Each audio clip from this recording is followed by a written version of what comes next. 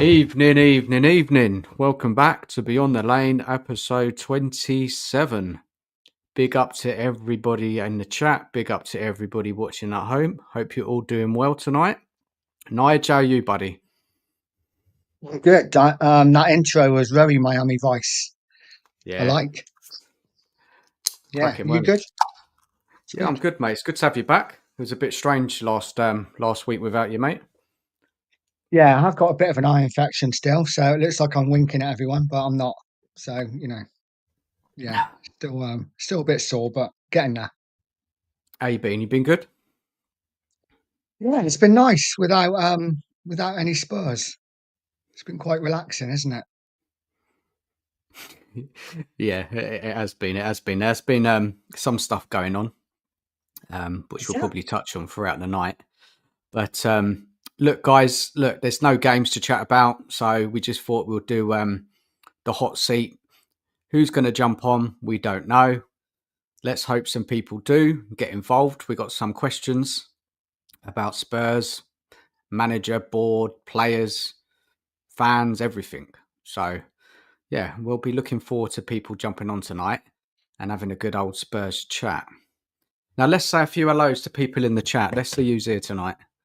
Let's have a little look. Let's go back. Big up, Mark. Evening to you. Hope you're well. Big up to Tony.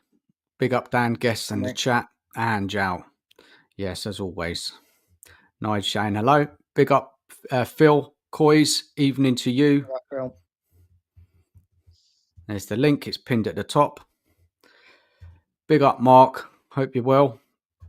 Big up the Sheriff as well. Evening to you. Big up, Harold. Evening to you. Hope you're well. He's saying, Mark says, Anthony from near Yeovil. This is the YouTube profile link to this phone. I have 2 mobile phones. Okay. Fair enough. Hey, Nigel. Hello, mate. And Sheriff's saying hello. This is me, mate. The other one's my co-host. Okay. Clearing up some confusion. Okay, well, we're very fortunate that we already have a guest waiting to come on. So let's bring him in. Let's say hello to Eugene. Big up, Eugene. Hope you're well, buddy.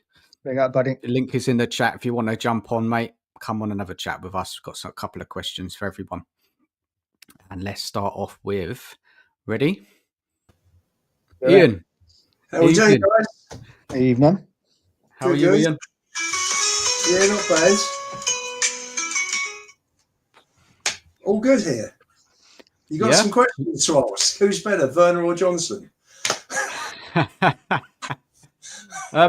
have you found this break, Ian? Have you enjoyed it? Have you relaxed a bit? Thoroughly enjoyed it. No stress, no aggravation. It's been good. We're unbeaten in the last week. Fantastic. Been watching England? No, I've seen the goals. Not been watching. Can't be asked, to be honest. Sort of try to steer away. Rubbish. No, I've tried to steer away from football. I need the break. So there you go.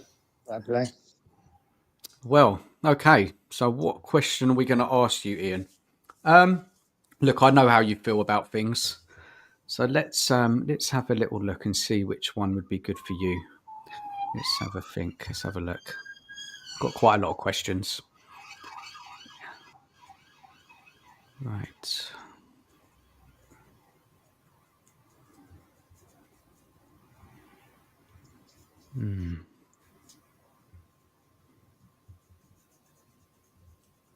Let's just go for this one.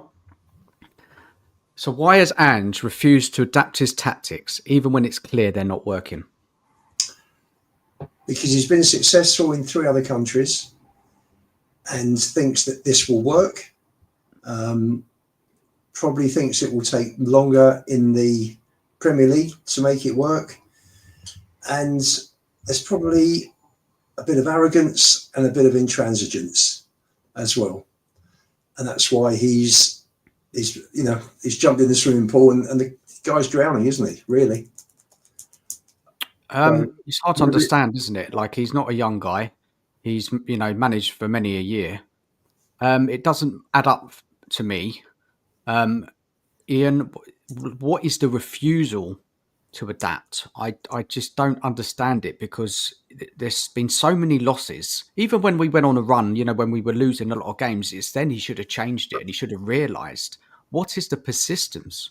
I think if you're changing, I think if you're asking me what I think goes on in his head, I think probably the thoughts are, you brought me in because of my success in previous leagues, in previous clubs. This is my way. I'm gonna keep going. He genuinely thinks he will be successful playing this way. The problem is that in other leagues, he's probably had the best players, so he can get involved in a shootout and still come out on top. That's not the case here. He'll never have the best players here. The owners are killing the club. Who was the last world-class player we brought in? I don't know, Van der Vaart, Klinsmann maybe? You've got to go back to 90, 94. If we're talking about the first time that Klinsmann came over, that's over 30 years, since we brought in a really world-class player. It's not going to happen. I mean, and Ange is in dreamland, and you can see it's all falling apart. It's all falling apart. You can see the players aren't playing for him. We've said, you watch it. I mean, you just had to watch the League Cup final and the way Newcastle went about their business.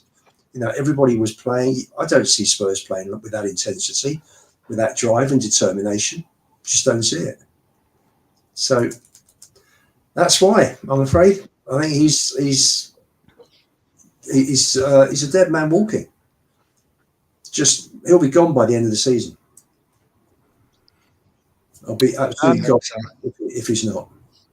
Okay, so you put it down to him not changing. It's because he's always played this way, and he's thinking, well, I'm not changing now, basically. Why should I? Yeah, absolutely. You brought me in to play this way. This is the way I'm going to play. Live or die on that hill, basically. And I can't think of any other logic, to be honest. Well, like you say, everywhere else he's been successful playing this way. So, why would he change? I guess. I think that's his attitude. But he doesn't realise that he's gone up several levels. Exactly. And that's the problem. It's to me, it's just, I don't know. He's just got so much confidence in his own ability that he's just blind to the fact that he's come in. He probably thought first 10 games it's worked. I've had injury and different injuries and broken teams and sort of, I say broken teams. You can't build partnerships, but the injuries are his fault as well. A lot of them. So it's just bad news. The whole thing's bad news with him. He didn't pick kids at Celtic. He's been forced into playing Graham Bergvall a lot more than he would have liked to. His treatment of Mikey Moore's been poor. The running that the players do during a match is just ill-disciplined. The wrong runs. There are so many reasons why he's wrong for the club. He'll be going. We've got 11 games left minimum. Hopefully it's 14. Can't see it though. And he'll be gone come May 25th, probably 26th. Okay. That's fair. So there's another question for you, Ian. What has been the most difficult thing for you this season? What is it? What has been the most difficult part of it all? Being a fan, big Spurs fan, what have you really struggled with? I just think it's a system. I think there's just no organisation there. He's not bought an established six since he's been at the club. He's brought in 16, 17 players. The whole thing's wrong. The whole thing, you've got to set up properly, and everything goes from there. And if you don't set up, then what you're left with are hoping that the players have special moments during a game, and if they don't, then you're screwed. Because if you don't have those moments, like we had those periods against Brentford, West Ham, Villa at home, we're not going to win because the moments aren't enough. And other teams, that the managers are cuter, they're better than anything he's encountered in the other leagues. And they're just taking him apart. They're taking the system apart. And I think that's the most frustrating thing, watching him week in, week out, is there's just no organisation. So, we've got what we've got. Because it all comes back to the system, the tactics. They're just ridiculous. They're just okay. No, that's totally understand that. Very fair. I think many of us will probably answer it that way as well. Now, final question for you, Ian, and have a go at this one. Would you take a more pragmatic manager if it means sacrificing attacking football? I just want a manager that brings winning football, and I think you've got to look at the players you've got. The players that we've got in the squad, I think, are built for three at the back. You've got Porro, Udogie, Spence, who are all, I think, highly proficient wing backs. You could play Maddison as a 10. I think with the squad we've got, Son and Solanke as a 2 playing closely together would be much better. The system set up, you can't play 2 at the back. And even if it was 4 at the back, which would be better, because the 2 centre-backs have got to cover an awful lot of pitch because the full-backs are playing inverted as 10s. Romero and Van der Ven, Davis, Danso, Gray, whoever's at the back, they've got a lack of options because the full-backs aren't there. Would I take a more pragmatic manager? I just want a manager who can set the team up properly. Yeah. And put his own mark on the team, and based on the players you've got, adapt the players to the best system that suits them. If it's pragmatic, then okay. It was pragmatic under Conte because he hardly had any decent defenders, and he didn't have any real pace at the back. Same with Mourinho.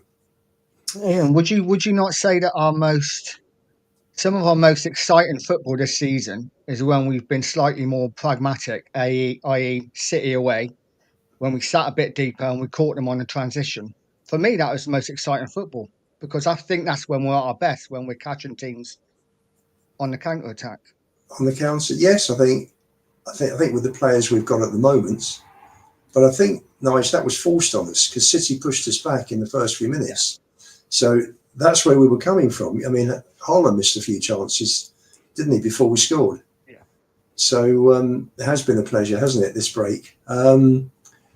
So yes, we are better counter-attacking, far better counter-attacking. We're certainly not any good setup the way that he plays. And you can see we've got, against the top 10 teams in the league at the moment, we've won 2, drawn 2, and lost 11. And that shows you where we are. Okay. Playing the way he plays. The squad's just not set up for it. And we've got 26 points from the 14 games that we've played against the other 9 clubs in the bottom half. So that shows you that we've got the players to have moments against the lesser teams, but against the better teams, forget it. I mean, 8 points out of 45, it's pathetic. It's pathetic. Oh, horrible season. So just going over that, Ian, basically you want a manager who's going to set the team up right. Doesn't matter if it's ultra attacking. It's just a manager who knows to get the best out of the players that he has a system, what works, competitive, hard to beat. Play a system that suits the players. There's no point playing a system that the players don't get, don't understand, don't like, aren't good enough for, aren't suited for. There's just no point. So it has been a horrible season, and can't wait for it to end. And hopefully we get another manager. So who won't lose? Who will play up and coming talents like Mikey Moore. Because I think if Postecoglou stays, he'll go. and that will be disgraceful. Can't let that Yeah, happen. no. Well, we all have to hope. We have to hope that the manager's going to change. Yeah. And Ian, was there anything that you wanted to ask us before you jump off? No, not really. Not really. Thanks for having me on, guys. And I hope you get plenty of viewers on today and plenty of comments. Always love watching the comments. Cheers, Ian. Appreciate you coming on, mate. Take care. See you guys. Take care. Cheers. Take care. That's it. Interesting. Yeah. Interesting. What do you think of it, Dan? What's that? Just quickly, what Ian was saying. Do you agree, or? Yeah. I do. And you in I hot do seat agree. for a minute. Yeah. No, I do. I do agree. You know, sensible. You know, sensible stuff he's saying makes sense. Definitely, 100%. Yeah. Just want to get some comments out on the screen before we get our next guest on. So Tony says get Savva in. I think that's a good shout. Definitely. Sheriff Bruv, Harold. Then guys like Lubo would be happy to talk about England.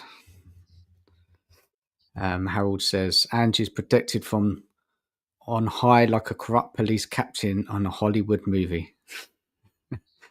Feels like that way, doesn't it? It's crazy he's still here. It's just so odd, doesn't it? And like Levy, you know, normally sacks managers if they're nowhere near Europe or doing so badly. It's quite hard to understand. Big up, Sean. Big up, lads. Did you see Jed Spence on Rio Ferdinand podcast last night? I've seen a little bit. I did start watching it. I haven't finished it yet, and it was pretty good, wasn't it? It's not. I think it's an hour long, and it's not normally you get that raw kind of stuff about a player. He said quite a lot. I haven't finished it yet, but look, he wasn't. What I've seen so far, he wasn't really praising Ange much. He seemed quite miserable. What do you think, Nige? He didn't hold back, did he? But I haven't seen a lot of it. I've seen some of it, but what I've seen, he didn't hold back. Which, like you say, is surprising because usually players can't really come out and talk so openly. Yeah. He'd probably drop the rest of the season, though. Do you reckon? He can't be dropped. He's one of our better players. He would have had to have permission to go and do it. I'll have to finish it off later on because it was really interesting watching it. What he's got to say, kind of getting a more idea of what sort of guy he is. You know, because I've never really heard him speak like that before. And if his experiences on loan that didn't go well when he went and lived in Reigns, is it? I think, and Leeds. But fascinating stuff. Just get a couple more comments out before we get our next guest. Ange is incompetent and has put himself on a pedestal. He thinks he's reinvented the wheel. He hasn't reinvented anything. That football he plays is not going to win anything. It's not. It's just been found out this season and last season, to be honest. Evening to Bad Gashna. We're slipping down and down. We definitely are. Jay Ashraf. Hi, Dan, Ian and Nige. Question for you three. If we get spanked by Chelsea, do you think the board will still keep him here until the Europa League? I just think he's here. I think he's here to the summer. You know, it's hard to understand it, you know, and we're not getting a lot of Chelsea, I'll tell you that much. And Chelsea have not even been that great, have they, recently? But knowing us, I just can't see us. Really. Yeah, we just always lose there. But it's something that we'll keep coming back to around. Is Ange going to get sacked after this match or that match? I think, you know, possibly if we go out to the Europa League, maybe. But there's not many games left now, is there? Okay, let's get on our next guest. And Nige, you can question this guest. Okay. Ready? Do it. Mark. Yes. Good evening. How are you? How are we both? I'm actually on here and I'm sober. What's going on? What? It's a weeknight, isn't it? Night. Right. I'm going to have a look through the questions quickly. Yeah, I'll have a little chat with Mark. So you had a cracking show on Saturday, Mark, was it? Did it get better when I jumped off? Yeah, I think so. It was all right, wasn't it? I don't know. Yeah, no. It's all good. I enjoyed the Saturday night. No mud and the pub stuff. It's good. it's good, because we don't really talk about football. Right, we just which is always talk nice. about anything. Okay, Mark, I got a question for you. Are you ready? Carry on, mate. Okay. Do you think Spurs would have more points if he was more pragmatic? If he had 5 more wins this season, we would be amongst the European positions where we should be. Yeah, well, I believe we would. Because a lot of goals we concede is when we all charge forward, and there's 2 of our players on the halfway line. We haven't been doing it as much lately. I will admit it is sort of a back 4, isn't it? You don't see. You just forgot because we haven't seen him for a couple of weeks. I think you just forgot. Well, no. But like before the international break, we don't see we don't see both the fullbacks push forward. Normally, one goes and one stays. So, but even so, it's that high line stuff. Especially when we had like Davis and the Romanian guy who's injured. Because neither of them got pace. I mean, Ben Davis is about my age. And like, see, this is how useless I am. I can't remember his name. The Romanian guy plays for Romania. Dragushin. Dragushin, that's him. Yeah, he ain't got no pace either. So when you stood on the halfway line, you got no hope. So if we just sat in a little bit, I'll be honest with you, I don't care what football we play as long as we win. You know what I mean? I mean, Conte's football was more enjoyable than this. At least we weren't getting like pumped every week. Nige, get that question back up again, Nige. Oh, I've got to find it again now. Hang on. Did he answer it?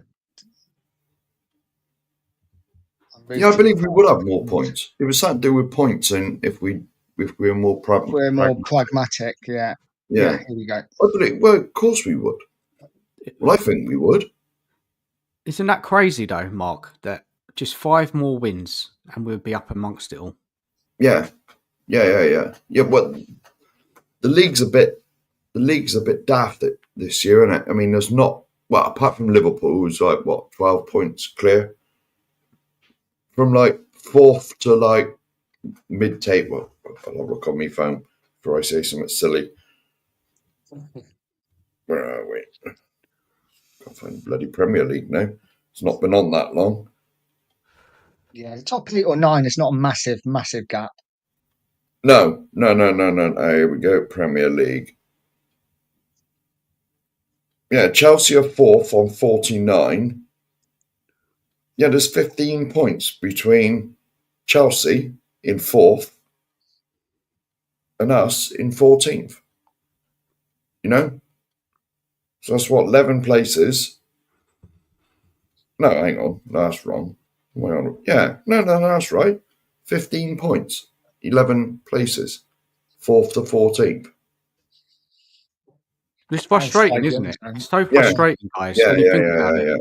Because if Ange would have managed better, we could have easily had 5 more wins. This is what I mean. Oh, yeah. If you look at the games we lost, like Ipswich at home, give them their first win. Palace at home, wasn't it? They beat us there as well. That was their first win of the season. There's 2 at least. When we 2-0 up at Wayne. Yeah, 2-0 up at Brighton.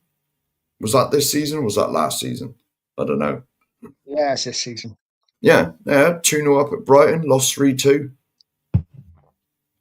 It's a nonsense, absolute nonsense. We could have easily had 5 more wins, easily, just by him not doing the normal nonsense. It's like I was saying, right? Now, Conte was sort of hounded out because everyone was saying the football's boring. Well, probably I was as well. But I'd sooner that football than this. Watching it on TV and sort of basically knowing we're going to lose as soon as it kicks off, Yeah. It's not good, is it? It's not. No. Okay, my next question. Next question for you, Mark, is if Spurs brought in a new coach and 3 quality additions, what is the ceiling for the team then? Well, can you honestly see us buying 3 quality additions? I think that part of the question is redundant because as long as they're as long as they're 15-year-old, then we'll probably buy them. But I'm not talking like 50, 60 million. I'm talking, we could buy good players at a 25 million, say 25 million each. They can still be quality. No, but I'll be honest with you. I think the squad we got is a lot better than where we are in the league. It's not the 14th best squad in the league, is it? Nowhere near. Well, I think the first show that me and Cookie done when we started our channel, I think we put us at about 6th or 7th. We got a sort of squad, sort of like, your Newcastles, that sort of area, Aston Villas. I know you can say, oh, they're miles above us, blah, blah, blah, blah, blah. But if you look at the quality of the squads, we ain't too far away from them. Not really. And if you get a manager in that overachieves, like Poch did, we could quite easily be in the top 4. Well, put it this way, the squad we got is not 14th best in the Premier League. If we got all the sides above us, like Fulham and that, if we got a better squad than Fulham, of course we have. Let's go back to my phone. We should be in amongst it. We should be in that top 8. Exactly. Like Bournemouth. Have we got a better squad than Bournemouth? Of course we have. It's just their manager's getting a tune out of them. Crystal Palace, Brentford. Of course we got a better squad than all of these. Awesome. In my opinion, anyway. Definitely. Liverpool, no. Arsenal, no. Chelsea, probably not, because they got about 1 million players. City, no. I'm just going through it. See who's got. So what was that? Liverpool, Arsenal, Chelsea, City. So that puts us 5th. And we're on sort of a par with your Villas and your Newcastles. Because to be honest, have we got a better squad than Forest, who were 3rd? Yeah, I think so. Of course we have. It's just that. All right, Nuno ran out of the club because nobody liked him, right? But he's a manager that you give him time, he will do the best with the tools he's got. He realises he ain't got no superstars in his team. So what does he do? He sets them up in a low blocks, scores 1 goal, and then goes from 4 at the back to 5 at the back. And said, come and break us down. Like when they played us and we couldn't. That's what a good manager does. Because, we've definitely got a better squad than Forest. And look where they are, and look where we are. So yeah, it's a mystery. Yeah, absolutely. Okay, Mark, I have one more question for you. This isn't on the list, but it's one that I just thought of. Do you think we will win enough games to break into the top 10? Or do you think we are bottom half now? I think we're 10 points off 10th. Yeah, I'm just going to consult my phone again.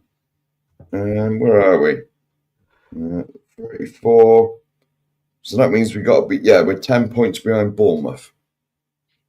Basically a 4-game swing. Yeah. It's not likely, is it? No, definitely not. No.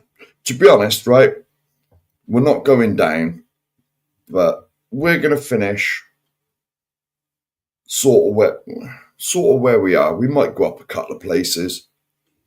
We're going to finish somewhere between 12th and 16th. Yeah, something like that. That's and after our next game. Yeah, and to be honest, did we build a £1 billion stadium for that? That was meant to be the game changer in inverted commas. You know, Exactly. You know, so we are what we are, mate, and that's the end of it. You know. Yeah. You know. No, agreed. Cheers, Mark. Thank you very much. No worries, mate. And Thank you very much. please, people, subscribe to the Two Mark Show. The link is in the chat. If you I haven't did already. shamelessly put that in before I come on. You know me, I'm shameless. Absolutely. Thank you. Nige's camera's gone again. Right. Yeah, like Thank it does. you. I'll speak Cheers, to you soon, Mark. and we'll see you on see you all on the 6th. Definitely, mate. Take care of yourself. Yeah. Big Take up. care, mate. Yeah. Nige, thoughts on Mark? What are you saying? Yeah, I tend to agree with all of it. I do think if we got a better manager, 3 quality additions, whether they, like I say, they don't have to be 50, 60 million pound players each. I think if we scout right and we buy right, we can buy some good players a lot cheaper. But the recruitment has to be right. If we recruit well and we get a good manager in who's tactically sound, I think we would fly at the table. You know, we're Tottenham Hotspur. I'd expect us to be top 6. I don't think that's being overly positive. I think top 6 is realistic for a club of our size, and this season has been horrific. I don't know what you feel. Obviously, starting a YouTube channel, and we both started around the same time, didn't we? We You know, did. I don't think either of us quite expected the season to be as bad as it's been. And as fans and as new content creators, I think we have every right to tell our truth. And that is, if we're not playing well, then we're allowed to say we're crap. Not everything is sweetness and roses. You know, sometimes you've got to say it how it is. And as fans, that's all we're doing.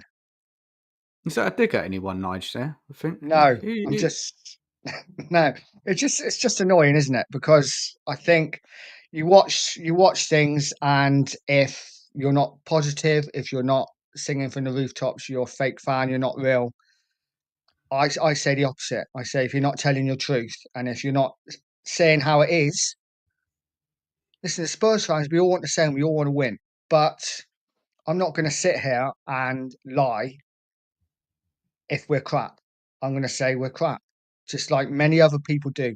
Absolutely nothing wrong with it.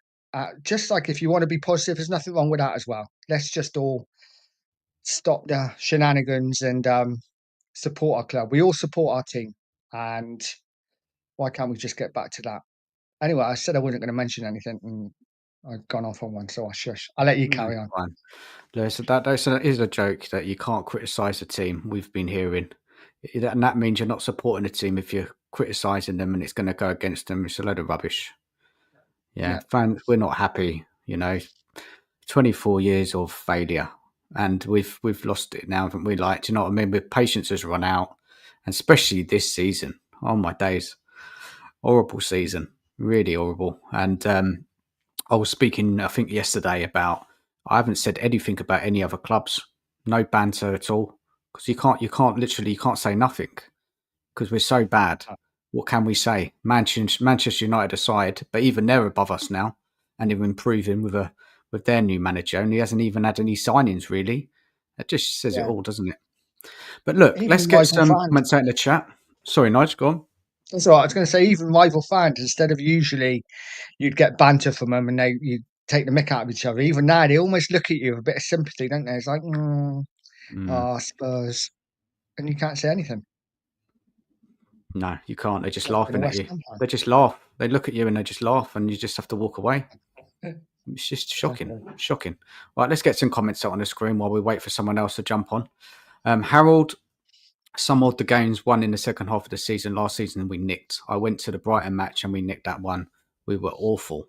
So that was the home game, right? I think against Brighton where we won it.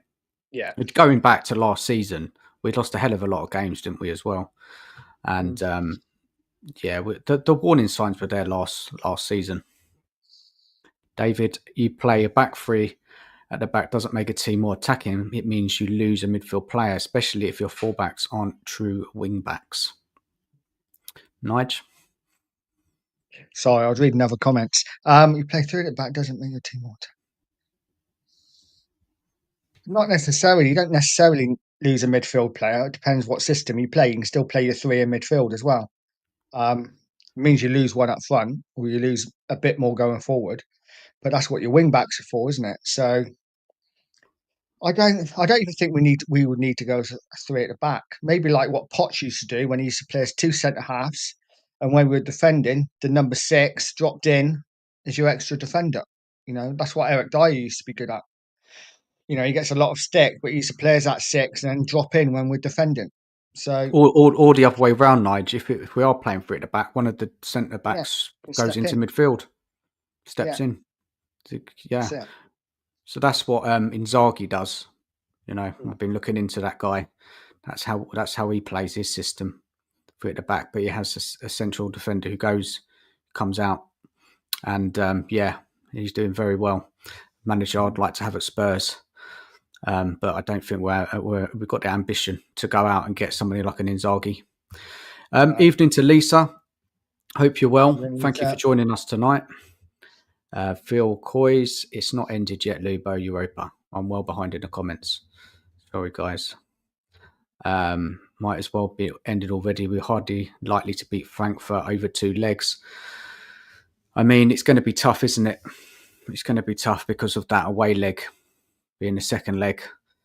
We're going to have to put in a hell of a performance, aren't we, really? And we haven't seen it, have we, this season? It's going to be tough, but while we're in it, we're in it. So that's the only positive we can take, isn't it? We're not, we've got a chance. Just need to get a good lead in the first leg. We definitely do. We have to be 2-3 goals up if we're going to have any chance of getting through. The team have got to step up, haven't they? They've got to step up massively. And they didn't really play that well against AZ, I felt, over both legs. I know we just done enough, and the return leg was a bit better, but it wasn't amazing, was it, Nige? I think even AZ had a couple of chances, didn't they? They could have taken it to absolutely, injury time. It could have gone either way, really. I mean, Spurs do what they've done a lot this season. They kind of just got the job, just done enough to get the job done. But like you say, this is it now. It's all on this home game. We need to get a result. We need to get a good result. And it's up to the players. As much as we slate Ange, and we have a right to, it's up to the players now to turn up on that day and perform. Moore will be a great, but sorry, he's not ready. Spurs are pushing him too early. The boy's body is still growing, which is a huge thing. And he needs time for his body to adapt as it's growing. Possibly. I mean, look, he is young. He is very young. He did have that period where he was either injured or ill, wasn't he, Nige? I can't remember now. Yeah, I think he was. Well, apparently he was ill, but he was ill for a long time. So I'm not sure what it was. But he had a good game, didn't he, against AZ, and helped us win that match. I just think that we've got to have the right manager in charge to really get his development right. And I don't think it's been all a bit scattergun, hasn't it, really? Played a little bit, then hasn't played, and then he's not made the bench. And, when you've got players like Werner on the bench in front of him, it's just such a waste, isn't it, really? Because Small's going to offer more than Werner. And now we signed Tell, I know, on loan. We've got Wilson there. Son, where's Moore going to play? On the right, maybe? I think it's he all is. a bit, I'm not sure. I think he might be loaned out, actually, next season. Wouldn't surprise me if he was loaned out. And if that's the right decision, that's the right decision, right? For his development. What is he, 17 years old? Game. It really all depends on who comes in, doesn't it? Yeah. Absolutely. Eugene says, why was Spence hiding his eyes? Being cool. Evening, Brian. Hope you're well. Evening, mate. Hope you're good. Bad Gashner. great seeing the confidence in Spence. Yeah, he does. He does have self-belief in that interview. He believes in himself. He was talking like, look, I'm different to many other fullbacks in the league. I can defend and attack. So, you know, it's good that he has that confidence, and it's taken a while for him to get going, but he's there now, isn't he? He's getting regular games. He's even getting in front of the doggy, right, Nige? He has he has been a little bit. I like him. I like him. I like a player who's got a little bit about himself. He's a little bit arrogant, you know, a little bit cocky. I don't mind that at all. I think we need a few more players like that, personally. Spencer's grown up. He's gone through it. He's, what's that word, Nige? Petulance phase? Petulant Yeah. phase. Yeah. As a rebel, and has realised that it's not the way, so we'll go sooth butt of him. Okay. Big up Sheriff, a few hellos. Spotlight on Spurs. Luke, how are you, buddy? If you're watching, fancy jumping on, answering a couple of questions. Got a couple of good ones for you, mate, if you want to come on. If we didn't have all the injuries, we would have picked up a lot more points. Link is in the chat, guys, if anybody wants to jump on. And I think we have somebody who's arrived. Let's have a look. Wow. Marlon, evening to you. Hello, can you hear me? Loud and clear. How are you, man? We're fine, buddy. How are you? I'm good. You got me 15 minutes exactly. Perfect. How have you been in this international break? Have you enjoyed yourself? It's been a bit stressful first week because I was trying to get everyone to put the video together, weren't I? so thanks, boys. No worries, mate. Thanks. But yeah, no, it's been, you know, I'm not gonna lie, I miss Spurs a little bit. You know, I like to win. Back now. But to actually spend time with my family. What do I want to do that for? Now, it's a great video, wasn't it? Fantastic video, Marlon. No, really, yeah. all the opinions. Do you know what? I think what I wanted to do, like we did it last time for last international break, and I was kind of in the same scenario. Like, you know what? Everyone sees one side of things at the moment, and I was thinking, let's see it completely, because it is split down the middle. It's completely split down the middle. And I was like, you know what? There's a lot of people that still love Ange.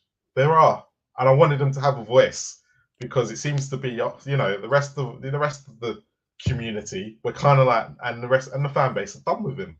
And you just had to put two side by side, and it was just kind of like, it was quite interesting to see everyone's point of view. And actually, there was flaws in both. It was quite funny when you actually looked at it and broke it down. In everyone's opinion, there was flaws into what they were saying, but you could see, you could understand everybody's point of view and go, actually, I can see why you're still behind him, or vice versa, why you're completely gone. So for me, it was such an insight to everybody and how everyone's feeling. But you know, there's more fans out there. It's just, I've got more opinions coming. Don't worry, there's going to be a part 2 this week. Part 2 to that. So, but yeah, no, it's interesting. Really interesting. And then, what no one's realised yet in the whole of the video, which is quite funny. So when me and Ashmatic had done the beginning, I got all Ashmatic out, but I never actually told anyone my opinion yet. So do you know what, Marlon? I noticed, and I was going to ask you. To answer that question. So why don't you? I'm not going to answer it, and I'm going to save it because, for me right now, I'll openly admit I'm sitting on the fence with it. I can see both sides, but I really want to put it out there on Friday what my true feelings are. And I wanted to get everyone else's opinion first before I kind of got into how I'm feeling. Fair enough. Let's take Jim from Also Spurs and let's take Savva. Two totally contrasting opinions. But when I hear them both, I'm sitting there going, I can see that, but I can see that point of view as well. And it's kind of like, where do I go from here? Because there's so much to take apart and throw into it. Like, I can't sit there. Look, Ange hasn't had Harry Kane for 2 years. So how can I sit there when we've sat there and had Conte, Mourinho, and all them, and we always compare? I'm sorry, but if we're putting Harry Kane on a pedestal, there's a reason why those managers have done well. You know, you have to take it with a pinch of salt. Now, if you put Harry Kane in an Ange Postecoglou team, our results slightly different. Because everyone always goes about the defence. Everyone always goes that he's got a better defence, which I do believe he does. He has a better defence and we can concede more opportunities than that. But when I look at the front and the attack, I go, but does Ange Postecoglou have a defence that you put on the same pedestal as Harry Kane? And he doesn't. And there's a massive difference there already. And 2 games a week as well. It's just, yeah. But then I sit there and go, there's in-game tactics. I've been from day one, I have to say this, I have been from day one said, Ange's in-game management is awful. But I never liked Conte's either. I thought he was just as bad when it came to subs and changing it around. And for me, Conte was always one way too. But the difference with Conte was he was getting the results to back it up. So we couldn't really argue. We just didn't like the football. So Marlon, that gym bloke, he's persuaded you to No, he's not persuaded me. I've always sat on the fence anyway. Like, if you've heard up until the Arsenal game, I'm very fickle.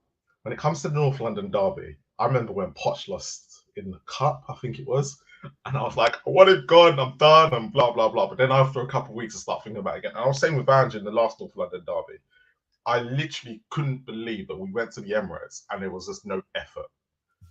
I was completely like, I can't even believe the fact that we went 1-0 up was just like against the run of play, and I was like, oh, here we go. So when it comes to the North London, I'm very emotional, and I remember actually texting Ricky the same night, going, I'm done. I can't do this.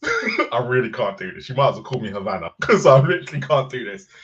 But over the last couple of weeks, I think because I went to Ipswich and I went to Brentford, which funny enough was the 2 games that he's won. So I need to start going to more away games because I'm Ange's lucky charm. If people don't know, I'm Ange's lucky charm right now. So, and I saw bits and pieces there where I go, it wasn't typical Ange ball. However, we've come out of those games winning. But then I look at Bournemouth, I was fuming because, again, it's going back to the 2 games a week. That's the bit where Ange starts to fall down for me. And I just kind of go, I don't know. I don't know where I am, if I'm being honest. But I've got to make a decision because I've got to put it out on Friday.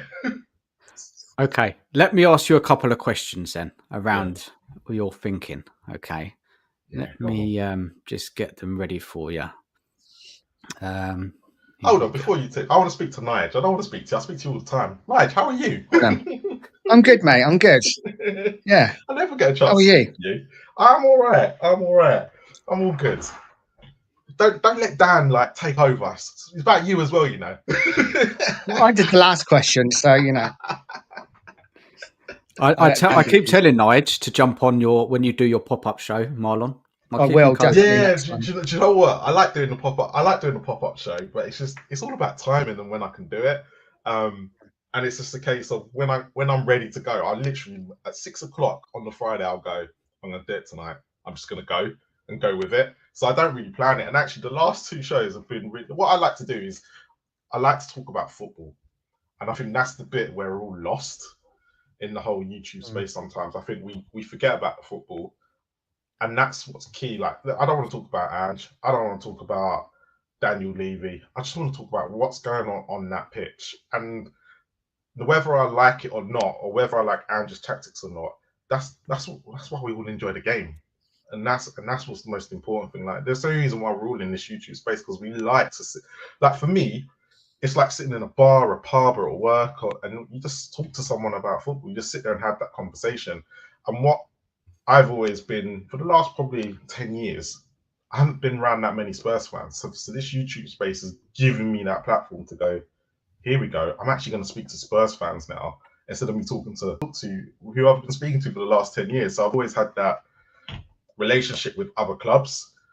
And yeah, I wind up Arsenal fans all the time. I used to be worse than, like, when you see me on a one-to-one basis with Arsenal fans, I'm worse than Deji was when Deji got into the scene. I used to just literally just go at them, and I knew half the time I knew they were better than us. So, like, especially in the Wenger years, but I'd sit there and try and convince them that they were worse than us. I'm like, come on, realistically, come on. But It is what it So, is. But now I just sort of Marlon, talk let's about get going football, because I know you haven't got long. yeah, This time's answer this precious, one and I first. could talk Come on. forever with you two. Let's go. Let's go. So, if Ange is such a good manager, or Yeah. what he's done in the past, why is his system collapse every time we play against a well-coached team? Because his system requires the best of the best to be in it. Now, and this is where like I said earlier, when it comes to in-game management, Ange is not the best. So let's take everyone's number one choice at the moment, Areola. Ange's system worked against him in that second half. No matter how he went there and he was coaching, he was doing all the tactics, but he was 2-0 up. Why couldn't he keep a 2-0 lead against Ange? You have to ask yourself those questions, and this is the guy that we won. Well, No, Marlon, we were lucky, man. We were lucky, but doesn't matter how lucky won you that game. Yeah, but we we lucky. still come. Yeah, but we were lucky, but we still come out with something. Like no matter how lucky, yeah. A cross shot. But it's because cross shot, and then but Maddison to Son for that, was it the penalty? We opened them up. They were 2-1 up. Okay, you can sit there and say the first goal was lucky, but how have we then got the second opportunity to go get a penalty? You have to ask these questions. Well, okay, give us another example. Another example. Yeah. So let's take some of the games we have won this season. I know there haven't been many, but let's take some of the games we have won.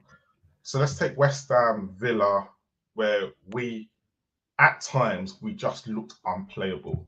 Against Newcastle away, when where we completely took them apart for 90 minutes, but they literally were just more clinical than us. So there are signs. Like I'm not going to sit there and say there are signs that yes, he can do well, but where I do have to take into consideration, like Manchester City away as well. When you see certain games in certain moments, you sit there and go, is he that bad of a manager? He's not the worst in the league. He's not. I know a lot of people like to throw that around. He's not the worst in the league. But is he one of the best, and is he in the top 10? That's a separate conversation where I'll probably sit there and go, if he has his best team and he has his top 11 players, he's probably as good as he was last year, which is 5th, 6th, or 7th. But when it comes to the injuries and stuff, I do believe that he plays a factor into this. And where I started to get annoyed with him was, I don't get the Archie Gray business at the centre back. I don't get it. I don't think he's very good. Everyone will sit there and tell me he's done a very good job, but we were conceding goals left, right, and centre. Is that down to the system, or is that down to Ange? And I'm sitting there going, Ange picture every week. There must have been other players that could have played centre back and not Archie Gray. You sat there and told me Archie Gray was a centre midfielder all season, but yet you played him right back, left back, where he was also been awful. And centre back, he's been okay. I'm not going to sit there and say he's been brilliant, but I'm going to sit there and say there must have been other members in the squad that he could have used at centre back, and not, because as soon as he went to centre back against was it Outmore, we conceded. As soon as he went to centre back against Fulham, we conceded. So I'm looking at going, when Ange has his best team, I believe that he can do something. Unfortunately, at Spurs, he's never going to get that. But he had it at the beginning of the season, didn't he? And we weren't winning. But he weren't as bad as this.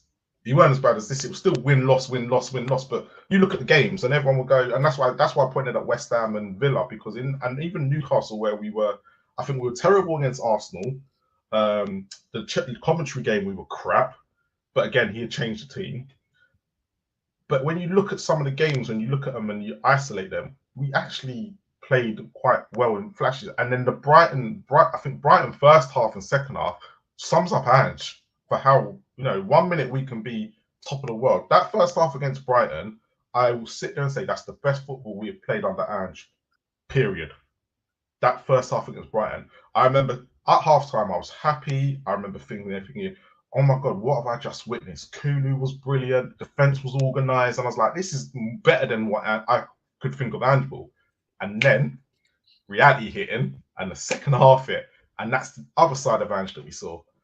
And this is the problem with when you're going to get this amount of injuries in the Premier League, you have to be a clever manager. And I think that's the difference. And someone made a point, I can't remember if this was today or yesterday. I might have been watching Last Word on Spurs, or I might have been watching something, and they said, you're only as good as your coaches. And a manager can take you to a certain point, but your coaches need to take you to another level. And this is what Alex Ferguson was so good at. Alex Ferguson was so good at rotating his staff when he, you know, like he did with his players. When he got to a point where that coach weren't good enough, he'd rotate them and get a better coach in. And this is where I think under Ange it all falls down, because I don't think our coaches are as good as the football he wants to play. So they can't. They're all learning on the job with each other, and I just think that's a big issue. And I think if he was able to bring down the guy from Celtic that he wanted to bring, I think we'd be seeing everything slightly different. And I think there'd be more changes, and there'd be more like he knows the Ange way. But when we lost our assistant to Birmingham last year, and then we're starting again. Everything's just starting again. Ryan Mason is not good enough. The fact that Nuno went to Forest, was able to take his staff where he weren't allowed to bring them here, and has gone and done a decent job with that team, and you're like, really, on paper, come on. But this is what I'm saying. The club haven't helped Ange at all. So Ange, if Ange went to Brighton, I think he'd do well there. But say Ange went to Ipswich, he'd do rubbish there. Because he needs a certain clientele to be a good manager. Marlon, there's so much I want to come back at you, but we're not going to have the time, buddy. Yeah, honestly, that's why I'm doing it now. I could have a whole stream just me and you rebuffing a lot of what you said. Do it. But we're not doing it tonight. Everyone's going to look at it slightly different, and I'm not going to sit there and say you're asking if he's a good manager, and I think he's an okay manager. He's not the best. He's not the worst, and that's the bit I like to get people. I don't think when people go, he's the worst manager. He's the worst. He might be the worst Tottenham Who's manager. worse than him? Spurs history, Marlon. If you look back at us, over the years. Look, I was there for Ozzy Ardiles, and I'm going to sit there and say Ozzy was worse than Ange. Let's not get that twisted. I don't care what people say. I remember that. I cried, right? I can't remember how old I was. I think I was about 10. I cried when we lost to Chelsea 4-3. Because we played fantastic in some games, though. Much better than Ange. No, we didn't. We didn't. We just had smashed better teams. Famous five. Do you remember the famous five? Yeah, Klinsmann, Dumitrescu, Popescu, Nick Barmby, and who was the last? Was it Sheringham? Sheringham. Yeah. But we were terrible. Yeah. Don't sit there and say we were terrible. He wasn't a good manager. Yeah, but hindsight's a wonderful thing, because you don't remember. Like, a lot of us don't remember it back then. But when we first signed Ange, when we first signed Ange, I remember me, Ash, and we had another guy who was really into Celtic, and we said at the time, and I remember saying this, I said, Spurs fan, be prepared for Ozzy Ardiles football, and that's exactly what we've seen this season. Because Ozzy Ardiles has lost more games in the season. He lost 19 league games. We're only on what? 15? What, we're on now 14? So I think a lot of Spurs fans, I think because we're in the moment now, we're all going, oh, this, that, and the other. But actually, when we actually look at it deep here, he's not the worst manager Spurs have had. And he's definitely not the worst manager in the Premier League. Like Lopetegui proved that this year, that he's worse than Ange. Russell Martin worse than Ange. So let's deep it. They've both been sacked though, mate, haven't they? They've both been sacked. Yeah, they've all been sacked, yeah. And I know they've all, and that's the difference, where what if there's been a lot of pressure put on Levy, and if there wasn't a lot of pressure put on Levy this year, Ange wouldn't be here. Ange wouldn't be here because it'd be another mistake. And he knows it's a mistake, but he at the moment can't do anything about it, because no manager wants to come in the middle of the season. And what really bugged me was the list that they made up and all of a sudden released with the three managers that we've all been talking on YouTube for the last year about. That is the deep of Tottenham's research. Right, Marlon, final words. Is Ange going to be here in the summer? Yes or no? And don't sit on the fence. Do you know what? I've been toying with this one. Please. I've been openly toying with this one. I think he's going to get another crack at the whip, and not because out of choice. I think we're going to have a Ten Hag situation. Because what are we offering? Unless they sit there and throw money at a manager, what are you offering 3 members on their list that they're not going to have their clubs next season. We're not going to have Europe. Okay, so that's Bournemouth are likely to have Europe. Fulham possibly could have Europe. Who's the other guy on the list? I can't remember. Who was the third one? It was Iriola, Silva, and someone else. But the likelihood is, Frank. Thomas Frank. Thomas Frank is not leaving Brentford. I tell you this now. Thomas Frank is not leaving Brentford. No matter love the money, he's not leaving Brentford at all. I don't see why he wouldn't if Spurs came in with an offer. Because him and Brentford are like this. Trust me, their relationship. Yeah, but he's got to move on at some point, hasn't he? No, but he won't move on from Brentford. But he won't come to Spurs. I tell you this now. He will look at the Spurs. He's been here long enough, and he has seen Spurs for the last how many years, and he will not want to work under this ownership because he has such a great relationship with Brentford as it is. Because I asked the question of how many people have been linked with Frank, and none of them have taken that plunge. Thomas Frank and Brentford are like this, and I tell you this now. The best we can look at is Marco Silva, who really wanted to because he's not loyal, but apparently Iriola is. He always sees out his contract, so we could be stuck again this summer without a manager, unless we're going to go for Xavi or someone. Marlon. It'll have to be someone abroad. Marlon, and I don't want to scare you guys, but this is where we're at. Marlon, you got to get me on your show, buddy, mate. We need to have a conversation. We got to do it can't be my show. It can't be my show because when it's me and Ash, I don't talk. I sit there and I go. Well, we got to do a separate thing because there's a lot of. I wanted to come back at you at that, but we can't tonight. But thanks, Marlon. Quickly before I go, do you really think Thomas Frank is coming out of Brentford? Like, forget the other two. Do you really think Thomas Frank? Because that's the one you wanted to come back on. I know. But Thomas Frank is not coming out of Brentford. I don't know why people think all of a sudden that Spurs, this team that don't pay money, are going to throw them. And he's going to be in a long contract as well. So they're going to have to, and he's going to want his staff, which Spurs haven't done when. It's possible. I disagree, Marlon. I think we can get him. How? Please explain how, because we've been linked with him before and we still haven't got him. Unless we're desperately. I think everyone's forgetting that we have Daniel Levy as our chairman. And that's the bit, when you're going to look for a new manager, you have to look at the perspective of what they're doing at their club. Iriola and Silva, I think, are more attainable. That's why they've come up. But I don't think I don't think he leaves Brentford. I personally don't think he leaves Brentford. And I don't think when he looks at the situation that Spurs are in, it's a mess. He has to come into a mess. Well, we'll see. We will see. I'll tell you now. I promise you now. I promise you both now, and I'm willing to go on record in, and you can quote me and everything. Thomas Frank will still be Brentford manager at the start of next season.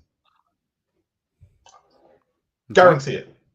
We will have if we have a new manager, it won't be Thomas Frank. I promise you, because Brentford and Frank are like that. And if he's looking at, he'll go to, and he will not look at the Spurs situation because he likes to. So with Thomas Frank, I know a bit because he likes to know the ins and outs of that club, and he likes to be able to have a working relationship with the chairman. It ain't gonna happen at Spurs. He's like the other two. I'll give you. How much ambition has he got then? This is the question. If he doesn't take that Spurs job, what's his ambition? Why would he come to Spurs? What's the ambition of Spurs right now?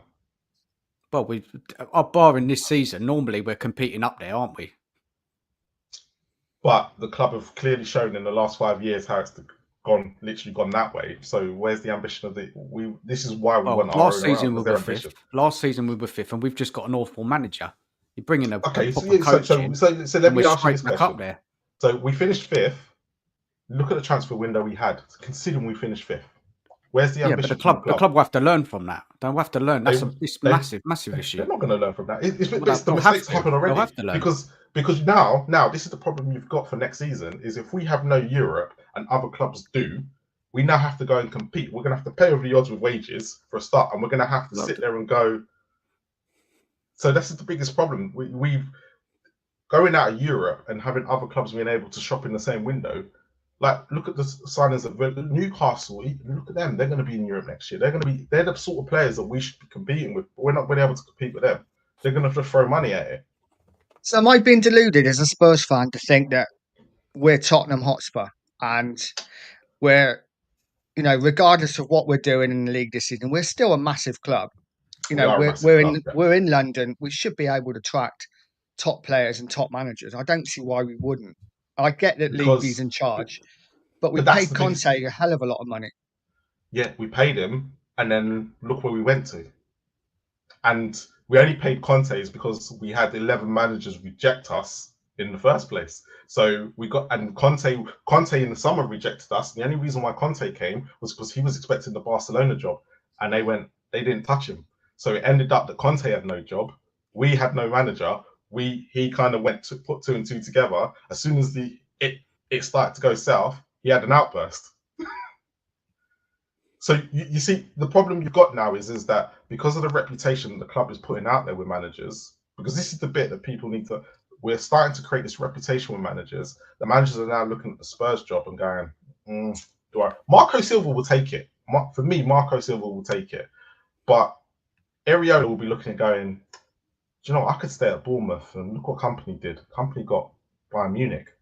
Got Bayern Munich after spending £120 million and getting them relegated, and he still got Bayern Munich. They're going to be looking at going, maybe with the Premier League now, you can get bigger clubs abroad. So where they have a bit more ambition, they're going to support you, they're going to do this. And this is the thing that I think a lot of managers are going to start thinking about. So we're going to have a manager that's going to think, I can work with this ownership and I can move this club forward. And the only person right now that's willing to do that, and which is really scaring me because the way he's going that way, is Pochettino. Why does Poch all of a sudden want to come back? That scares me because it means he's going to accept everything that Levy gave him for the last 3 or 4 years. If Poch comes back, it's got to be different. It's got to be different. He can't be. It won't be different. Why is he flirting with Spurs for? Why is he putting it out there? And all of a sudden, me and Daniel text all the time. Leopard don't change its spots. And that's the bit I'm kind of confused with everyone to go in. But we'll be a hell of a lot better with how we're doing now, Marlon, with Poch back. Any other manager, I think. Ange is a bad manager. He's a shocking manager, Marlon. No. Yeah, but he's so bad. Yeah, you can't defend him. I can't have this anymore, Marlon. You're just defending him. I can't. And this is unfair, really, because now you've got to jump, because obviously we've got other people waiting to come on. But we will do this. We will do this again, Marlon. If he was such a bad manager, we'd be relegated. What? If he was such a bad manager, we'd be relegated. But he's not that far off it, are we? It's terrible. It's only because Ipswich and who else is down there? The 3 teams at the bottom, Southampton, are so terrible. You know that we're. Almaring's coming and not done. Turned over trees. Well, he's above us in the league, isn't he? Yeah, he hasn't even had any players. Yeah, but that argument could be that Nor's Ange, because he hasn't had Vicario, Van der Ven, and Romero fit since November. Look, we could go on. Marlon, I've got to let you jump. I've got to let you go, buddy. I've got to let you go because big up to all.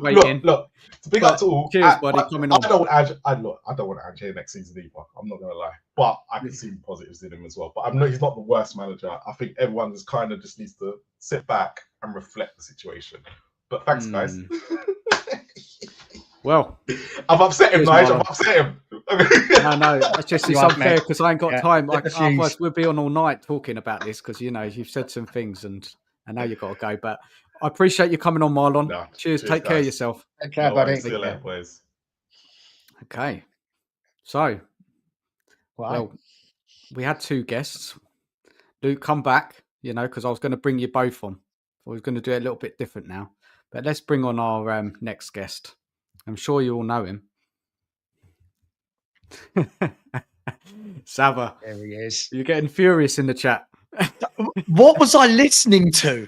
What was Tottenham? He was on a wind up. He was on a wind up. Can't attract Thomas Frank from Brentford. What?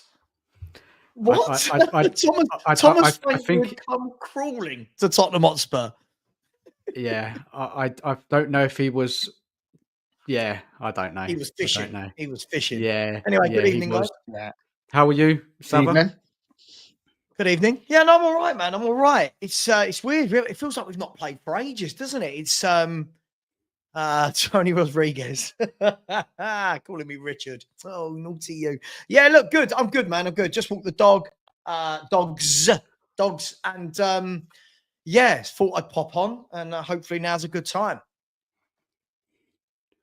Well, Absolutely. thanks for joining us tonight. Let's get going. Let's get a couple of questions for you. Look, I know where you stand, but look, let's just go for it anyway. Let's do it. After 20 months of Ange, Savva, 4 transfer windows and backing from the club, why are Spurs still making the same mistakes and looking further away from success than ever?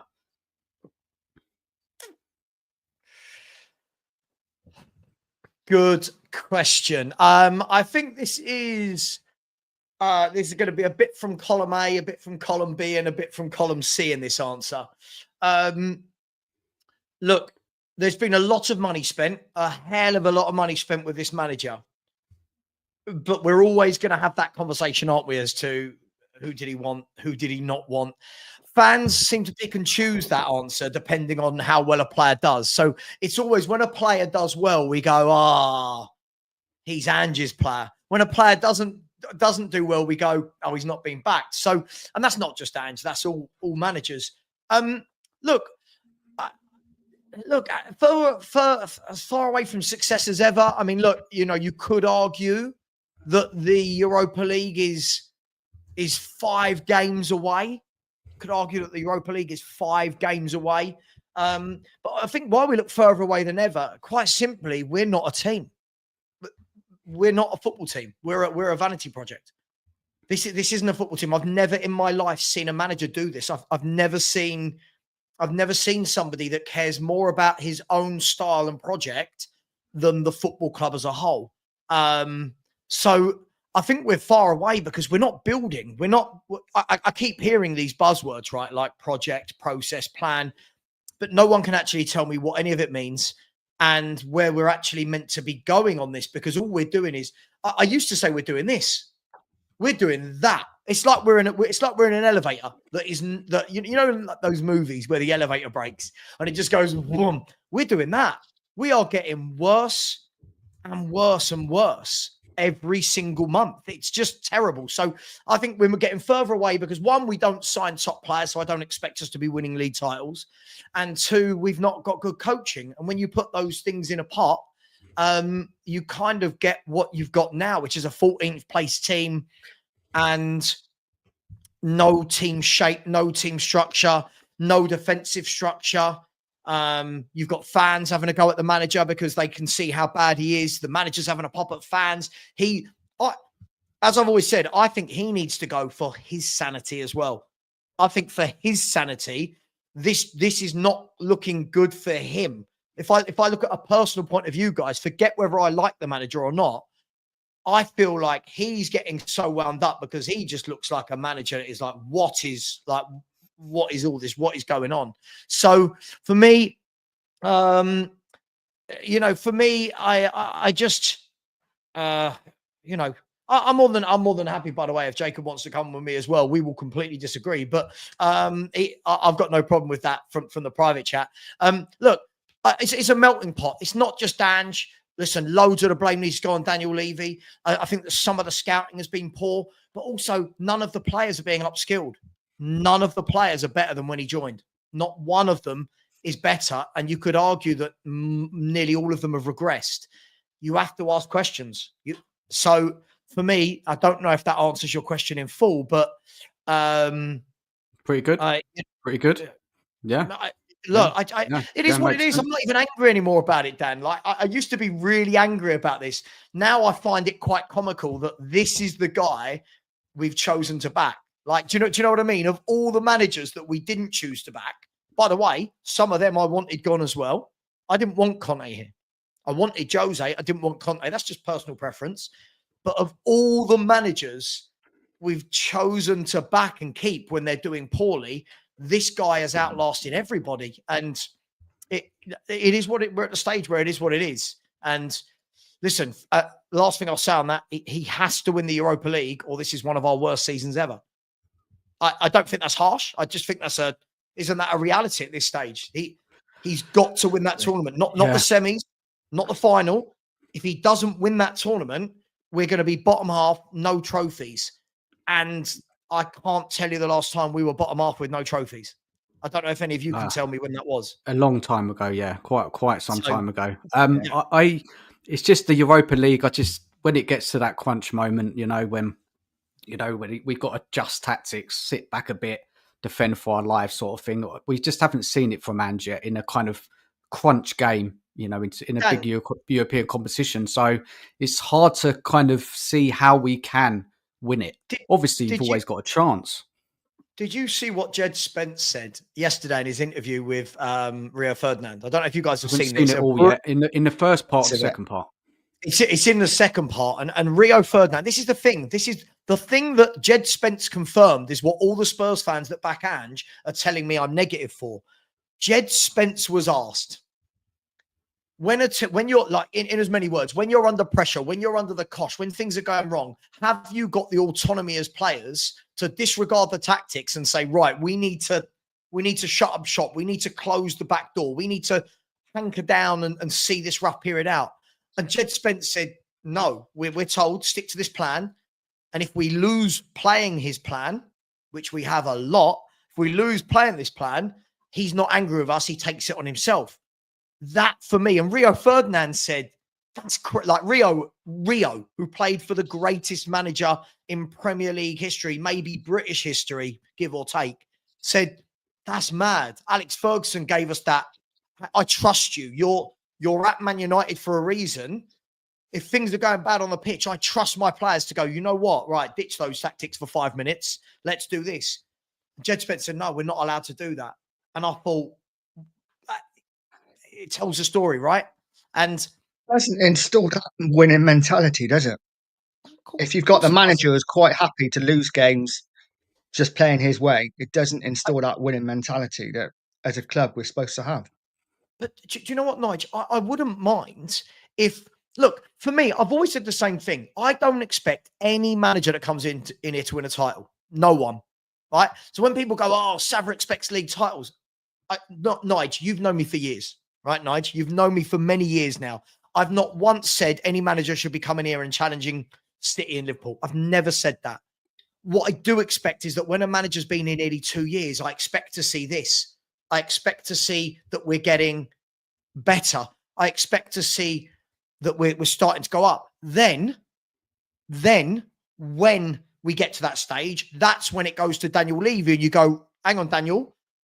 Like, look, Potter's put us there. Harry Redknapp's put us there with their coaching and their good management. Daniel, this is now on you to get us from there to there, right? There to there. But what we're seeing for this manager is it's getting worse and worse and worse. Every player's regressing. The style of play is getting worse and worse. There's no attacking tactics anymore. That's what we heard at first, wasn't it? All out attack, that's gone. We were told when the players come back, it will change. The players have come back. It looks just as bad. It was bad before the players got injured, during the players being injured, since the players have come back. So for me, I just look at this and say, if that's the mentality that we're happy to lose games as long as we keep playing this style, how does that ever change? Because I keep being told, Dan, you'll know this. We talked about this last year. Back end of last year when I was saying, I don't want this manager at this football club. So you wait, you don't know Ange, Savva. You don't know Ange. Wait and see what he tweaks in his second season. Yeah. Second season, this was the worst start to a season for 17 years. Didn't tweak anything. Hasn't tweaked anything all sick. Nothing's changed. There's no number 6. He hasn't stopped inverting fullbacks. He hasn't realised that his tactics of Porro playing on the right wing, basically, or centre mid, mean that every left winger in the world attacks us. I've got another question for you, Savva. I've got one more question for you. I agree with everything you're saying. I just want to bring in Jacob because he hasn't got too long. Evening, Jacob. How are you? Hello. Hello. Sorry, I was on mute. How's everybody doing? How you doing, man? How are you you, good? man? Oh, I'm good. I'm a little bored. I can't lie. Missing Tottenham as much as they make my life hell. Still miss that beautiful broad. You know what I mean? We miss them. We miss them, I and like that. and we don't. At the same time, it's a nice break. It's a nice break. I want to Feels hear too from long. Jacob. I'll take a week or. I agree. That's It is too long. Yeah, two it and a half is weeks. too long. I want to hear from Jacob, but I want Savva to answer the final question, and then I want to hear from Jacob because I haven't spoken to him on YouTube before. So, Savva, Really? the last question for you is, let me get it up now. Hold on. What has been the most difficult thing this season supporting the club? Ian came on earlier and he said the system. For you, what has been the most? It could be anything at all. Yeah, I hate the way we play, man. I hate the way we play. It reminds me of a team on the playground. Do you know what? I remember when I was at school, we were playing a game. We were about 11. I think it was the first year of secondary school, and I remember we went and played a neighbouring school. And about 10 minutes into the game, the PE, the PE teachers, right, were the managers, and the PE teacher went, "Stop!" And he walks onto the pitch and he said, "Right, everybody, stop standing near each other." He went, "You're in defence. Go there. You go." And that's what Ange's tactics are. It's let's everyone just bomb into the middle of the pitch. Let's have no back four, no midfield. And that's what I find. I struggle because I don't recognise what we are. I don't enjoy a thing about the way we play. I don't think we're good going forward. I don't think he plays. I don't know if there's a single player who's played in his correct position. Madison's out of position. Sonny is. Brennan Johnson is. Solanke's never up front. He's running around like headless chicken. Suma's being asked to be like a false number 6. That's not his game. Porro's in midfield. He's a wing back. Destiny Adogi's at left back. He's a wing back. I don't know. I'm the wrong person to ask that question. I don't enjoy any of it, Dan. I've not enjoyed. No, I just wanted to hear because there's a lot. You said there's a lot. It's not just one thing. Sounds like about 100 things.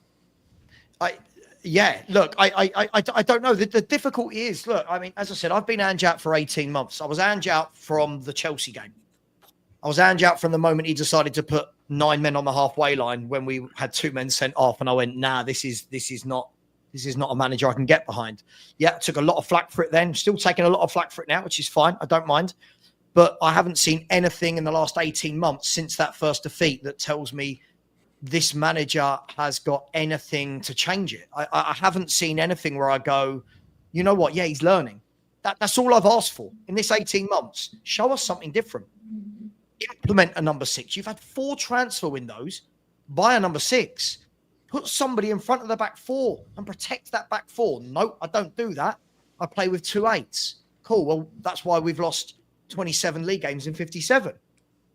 Stop inverting the right back. No, sorry, mate. This is how I play. Sure, but this is why every left winger has a field day against us. So, look, as I said, I'm not even angry anymore about it, Dan. It is what it is. Half the fan base want this. Half the fan base actively want this football. They actively want this manager who refuses to adapt, who refuses to change. And I feel like even a lot of the Ange In fans now have run out of excuses for the defeats week in, week out. We've gone through, it's year 1. We've gone through, it's the injuries. Now we're in the stage of, but the league doesn't matter. Like that. It's like there's a never-ending list of excuses as to why we are. Listen, I'm a Spurs fan, Dan. Like you and Nige, we're of that age, right? I'm of that age where I don't expect Spurs to go. Jacob, you're younger than us, right? We got years on you, right? You're younger. It's a compliment. I'm 34. I ain't that young. Oh yeah, man. You. Listen, I'm going to be 34 again. Take the 30s while you've got them, my friend. Take the 30s while I you've got them. feel very old, if that helps. and listen, I don't ever expect us, Dan, to go. I don't expect seasons where we go, Spurs have only lost 3 or 4 games. Yeah, we got one of those seasons under Poch, but I expect 10 defeats in a season, 11 defeats. I don't expect to be sitting here in March with 15 league defeats. And that, for me, that's the worry, that at no point has he said, you know what, let's do something different. So I'm the wrong person to ask. It doesn't matter what anyone tells me. It wasn't even supposed to be like that, Savva. It was just your opinion on, look. It's each to their own, man. You know, everybody, if you ask me that question, you know, it's a difficult one because there's been a lot what's gone wrong this season. And I can't stand the defeats. It's just too many defeats, being that low in the league, not having any kind of, you know, when you go around, you know, your life and you talk about your club and you have some pride and, you know, they play well and you talk to other fans at work or whoever, friends. And then you just can't say anything. It's just been so awful. And for me, that's just not on. Like, we need to be better than this. We must be. Dan, And I think a lot of it's the Ange, what? Dan, it's not just the defeats. Like, as I said, if we were losing games, we lose games. We're Tottenham. Listen, Man City have lost 9 games this year, right? We're going to lose games. It's the manner. It's when I'm watching every left winger that plays against us have a field day, and I'm going, I can see it. All the pundits are saying that's how you get Spurs. Savva, I agree with you. I'm just saying, what's the biggest thing is the defeats, isn't it? Like, there's so many things. There's so many facets to it. But it's the manner of the defeats, Dan. Of course. It's the manner of the defeats that. Listen, I mean, the Bournemouth game summed it up wonderfully. Look at the first goal. There's everything wrong with Tottenham Hotspur. Pedro Porro's in central midfield. I don't know why he needs to be in there. Gives the ball away cheaply. Kirkes has the entire left-hand side for them, our right-hand side to run into, whips in across, goal. And you're like, most teams don't leave an entire half of the pitch open for people to run into. But Ange hasn't changed that. I just feel like there's some very obvious tweaks, guys, in his tenure that he could have done, which would have got many of us on board. But he seems to refuse to see it. And I know some fans don't want to talk tactics. I get it. I know that's not for everyone. But as somebody who's very much interested in tactics and how managers set things up, I like listening to coaches talk about it. And every single pundit and ex-coach is calling out how badly set up we are. But the only people that don't seem to be is half our fan base seem to go, yeah, this is great. They're like, do you remember Conte ball? And I'm like, this is worse than what I didn't want Conte, but this is worse. This is horrendous. You can't concede this volume of goals and lose this many games and then caveat with, well, we had Jose and Conte. Well, yeah, Jose with a much worse squad only had 3 managers get more points than him in 18 months. That's what a coach Jose is. There's a difference. There's coaches and then there's Ange. So I won't labour the point, but he just isn't for me, guys. I'm so sorry. He's not. He never will. You don't have to apologise. You don't have to apologise. Even if he wins the Europa, he is not for me. Thank you. Thanks for winning a trophy. I love you for it. But I don't want another year of this for 38 games in the league. I just can't do it. It's embarrassing. Yeah, I get it. I totally understand. So, Jacob, how are you, man? And where's your head up with Spurs at the moment? Well, I would say the week that we went out of 2 competitions in 5 days, something, which to me is atrocious that they're even forcing people to play this many games in quick succession. But that's a worldwide problem. It's not an isolated issue with Tottenham. But, you know, getting bounced out of 2 of those in 1 week kind of took a blow. And then you follow that up with a bad performance in the league. And, you know, there's a lot that Savva said that I want to address, so I'm going to forget a whole bunch of it. But off the top of my head, there was something that you said that was like people who are Ange, and again, like I feel like I'm pretty balanced, and like Ricky Osvaldo will tell you, he'll say I'm a happy clapper. They'll say I'm in a cult, and for me, it's just because simply like I don't believe that sacking Ange is going to solve anything. You look at some of the names mentioned, Thomas Frank has lost 3 less games in the league than us, and that's playing a substantially less amount of games as well. So it's not like he's sunshine and roses. And, you know, the Bournemouth manager failing to hold on to a 2-0 lead versus a clueless, naive, not manager who's not a coach, but he doesn't manage, but he is able to eke out a draw. And Dan, I heard you say to Marlon that you thought it was lucky. I mean, there's only so many times we can win and it's like not Ange's credit. And to me, at some point when we win, I'm going to give him credit. just like I give the players credit. Just like whenever we lose, I feel like I give adequate amount of criticism to both, which flat out, like, criticizing the team is something that, like, I don't know. Gatekeeping opinions about a team is kind of weird for me, so I would never do that. I always think it's okay to criticize and be harsh on players. And there was 5-6 matches where Son was really invisible, and I mentioned that. And then I have people saying, "How dare I? I used to be his biggest supporter, and now I hate Son." And it's like, I never said I hate him. I said the standards for Son are up here, and when he's consistently firing here, there is an issue. Whatever it is, I don't know, whether it be personal life, whether it be workload, whether it be age, whether it be people, saying he's washed. I don't think he's washed, but there's something going on that he's clearly not doing well. And that is on Ange, because if you continually start players that aren't performing, regardless of injury, like another criticism that I've had of Ange is, the treatment of Mikey Moore. The fact that Timo Werner comes back from whatever the hell bratwurst injury he had, and then he gets on the bench over Mikey Moore. Yeah, he gets some microwave minutes that match. I'd rather see microwave minutes go to Mikey Moore personally. So for me, it's, yeah. And for Ricky, who says I should stick to baseball, sorry that you're a sad sack living in your house, probably alone, and you're concerned with my nation and what pastime we have. You can hold that because it's a worldwide sport. You can't gatekeep it. You're trying to contain the beast that is the sport, and you can't. So you can hold that with both hands as far as I'm concerned. So, Jacob, you're still a bit behind Ange, a bit, not like fully Ange out. You kind of...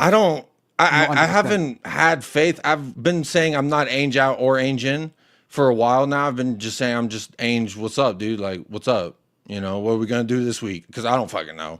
I don't know what we could play the best team in the world and look decent. We could play the worst team in the world or some alphabet soup that, where is Alkmaar? It sounds like it's in the Middle East, but it's a Netherlands town. And, it's just losing 1-0 to me.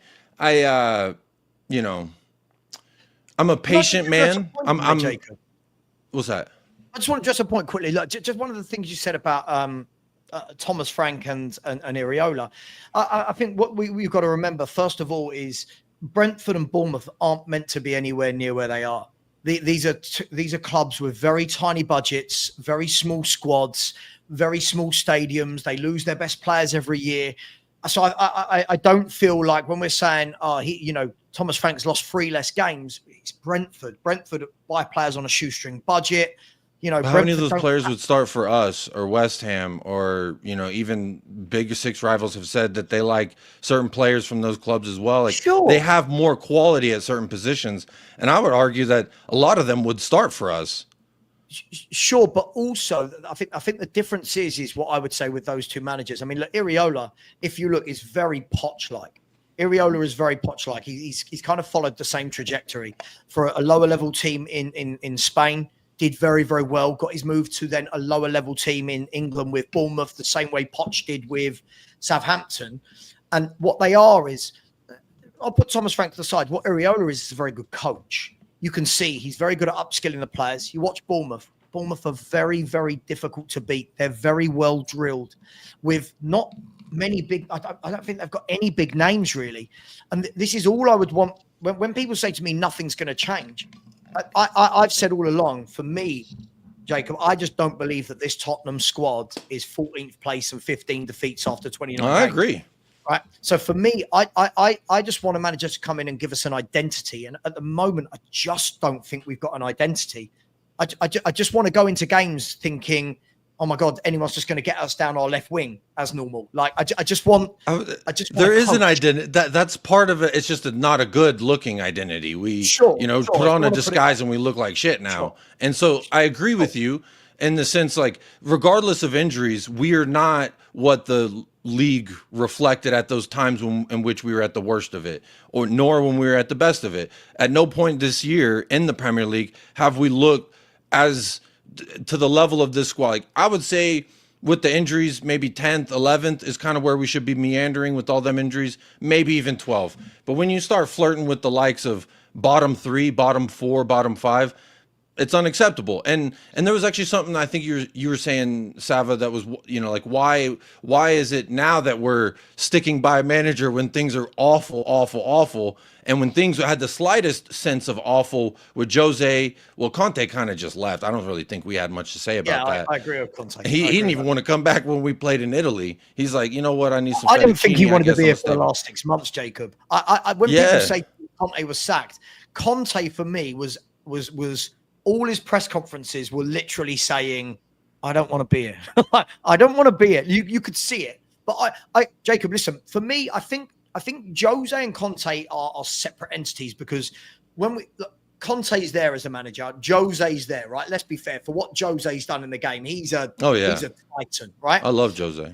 For me, though, I just find, listen, I agree. He's not going anywhere.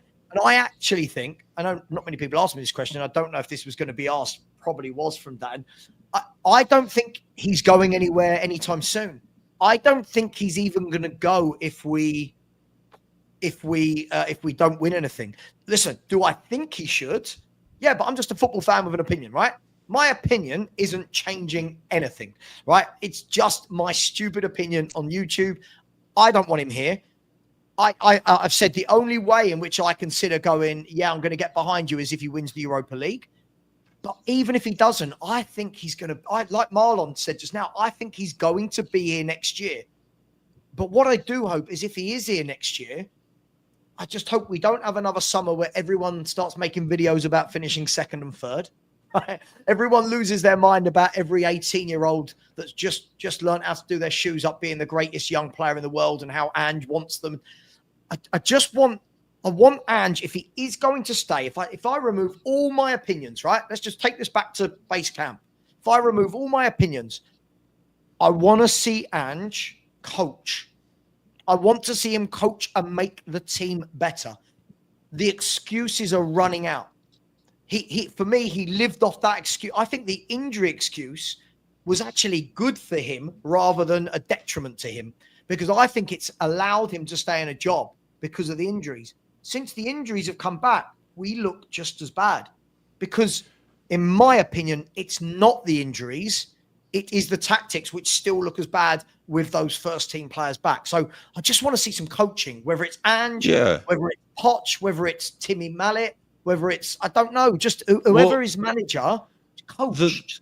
The thing that I was bringing up in regards to like why I think, and this is again just what I think, the reason we've stuck by Ange through the worst of it, which we've gone through the worst of it, and we could still continue to experience the worst, or we could end up just surviving. You know, we survived the plane crash, we're just washed ashore, and I think it's because in the summer, this was something, it's almost like I'm getting what I asked for in a weird, what is it like when it's not the genie, it's like the monkey's fist or whatever, and you like wish to be rich, but now all your family's missing or something, you know, it's like, so I'm getting what I wanted, which was to see something different from this club other than, oh, it's bad, pull the plug on proven winners. Back-to-back proven winners. We even pulled the plug on Nuno, and look what he's doing with Forest. I think what Nuno's doing with Forest speaks to the detriment that Tottenham have just instilled upon themselves.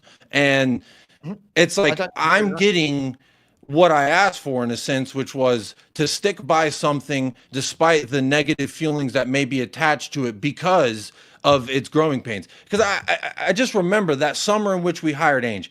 There was 3 different managers that all said no to us, and a fourth that was like a maybe, and then it was Ange that we got in. So it almost seemed like we're just trying to go home with somebody, and we need somebody not just for tonight, maybe for a few and I always saw Ange as a transitional manager, to be the guy to see us from the low where we were into, you know, not to get us up and running, but just to get us standing up out of the mud, because I feel like we've just been rolling in the mud year after year after year. And he said, you know what? Fuck, what do I got to lose, right?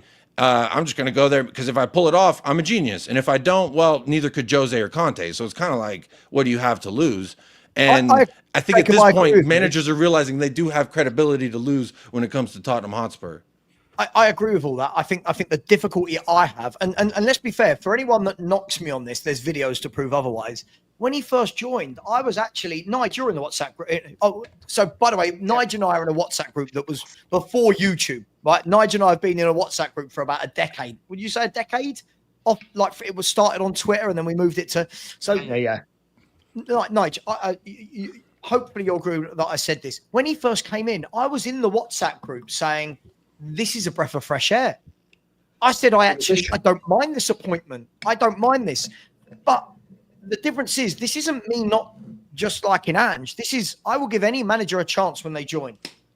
But once I get to the point that I'm like, hang on, this isn't getting any better. And that's what I saw very quickly with Ange Postecoglou, was that when things are bad, he doesn't know how to change it up. And we've got, look, for me, we've got 9 games left this season. I don't subscribe to this nonsense of other leagues done. I don't subscribe to that. People pay their money. Yeah, fans go up and down the country. The players and the manager have to perform. That's how football works. There's nearly a quarter of the season left.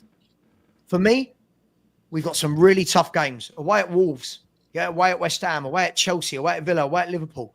What I want to see now is show us something different, Ange. Show us, we know what's not worked. Show us something different in these games. Now everyone's fit. We can't rely on that excuse. Everyone's fit other than Kulu. Show us something different. Show a different tactical game plan. Something that makes fans like me get back in my box, shut my mouth, and I go, oh, I like that. If he takes that into next season, I like that. Problem for me, guys, at no point in his tenure, which is nearly 2 years in, has he ever done anything where I've gone, oh, he can change. And that's the thing for me. And it's but there was a few wins where we did win differently, where we allowed Brentford to have more of the ball and we still won that. Same thing with City, even if that was a reluctantly, because City's always going to control the ball. But I see it like there's a few instances where he has shown that, but then as soon as it shows that worked in that specific instance or that it didn't work, it always revert back to type. You know, it's like you're safe in this area of the pool, but when you wade out, now you're like, I don't have my safety, and then you revert back to type. And I think that's what continued to happen because the injuries, I think, is more of playing a factor in his mindset of like, all right, because of this rotating wheel. And even when we had a full roster, it was like, what is our best midfield? Everyone will give you a different 3.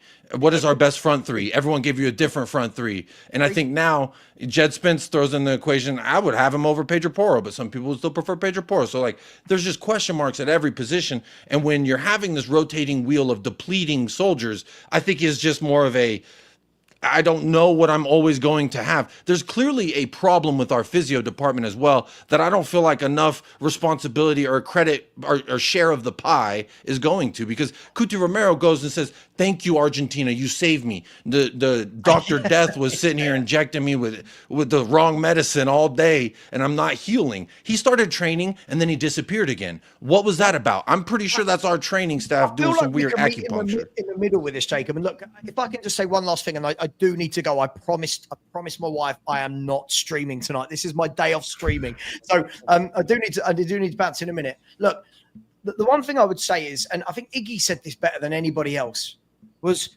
when we saw what happened, whether or not it was by design or being forced upon us against Man City, right? You know, the game we won 4-0. We saw certain bits where you went, why don't we do that? Now, Iggy said this to me, and I think it was absolutely spot on. If he had taken elements of that and mixed that in with his everyday BAU tactics, the business as usual for anyone out there, right? If he had done that, we might all be sitting here going, yeah, this is Spurs I can get on board with. This is a manager. The problem is, after we had that amazing win, when the midfielders looked like midfielders and the defence looked like a back 4 for once, and we counter-attacked really well, it went straight back the next game we lost to wide open, midfielders not in midfield, fullbacks not a fullback. And I sat there and I thought, why haven't you taken some of that? Why have you not learned? And that's the only thing for me. Look, at the end of the day, sprinkles of that I think would have gone very far. Sprinkles of the things you've learned in the losses and the defeats where you've been forced to adapt. Like there was a instance where you and I talked about it a long time ago on YouTube, which was when we won again. I think it was versus Villa. Sar got injured and was forced to come on, and I would the entire second half like, please, we needed an injection of life. We need a sub. I think his in-game management has been pretty poor to this point so far as well, and it was almost like that sub then came on, or Sar came on for Timo or something like that. I don't remember, and it would just completely changed the dynamic. And we went on and scored 3 goals, 1-4-1, I think it was. And so it's like those instances. It's like he stumbled upon a time in the match in which it's a good time to inject this difference, and I've seen it once or twice since. See it enough. Do you know the thing is the thing that kills me about this is, look, I've always said this. First of all, I don't feel like people in the chat, you got to relax. I'll say this to my chat as well. You got to relax. If you want people from different sides of the fence to have a chat, you can't ask that to happen. And then when somebody else comes on with a different opinion, just attack them. If you do that, you're never actually going to have a sensible conversation with. Notice what's happening here. Jacob and I have different opinions on Spurs, but we're actually trying to find some common ground to meet in the middle. I vehemently disagree with Jacob on lots of things. He vehemently disagrees with me on lots of things. We're trying to meet in the middle and have a sensible chat, right? So very last thing I'll say, because I've got to go, right? Very last thing I'll say is this. We're just football fans. Me not liking Ange, it doesn't change anything, right? It doesn't change anything. You all know if it was up to me, I'd have had a new manager in 18 months ago, right? All I will say is from this point onwards, go and win the Europa League. And do you know what? I'll say this to you, Nige, to you, Dan, to you, Jacob. I've said it to all my thousands of followers. If he wins the Europa League, I have to sit there and do a show and go, my bad, right? I don't like you as a manager. But technically, I think you got to get a tattoo. We had You've come on. Given us our best trophy for 40 years. Fair play. And guys, I'm old, I'm ugly. I will do that. I'm old enough and ugly enough to do that.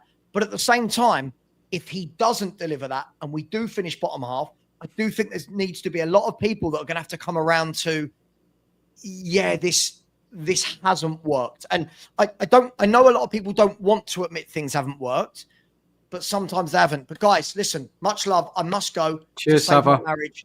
Otherwise, that coming in. Not have worked. Cheers, buddy. See you later. Take care. Take care. Big up, Savva. Cheers.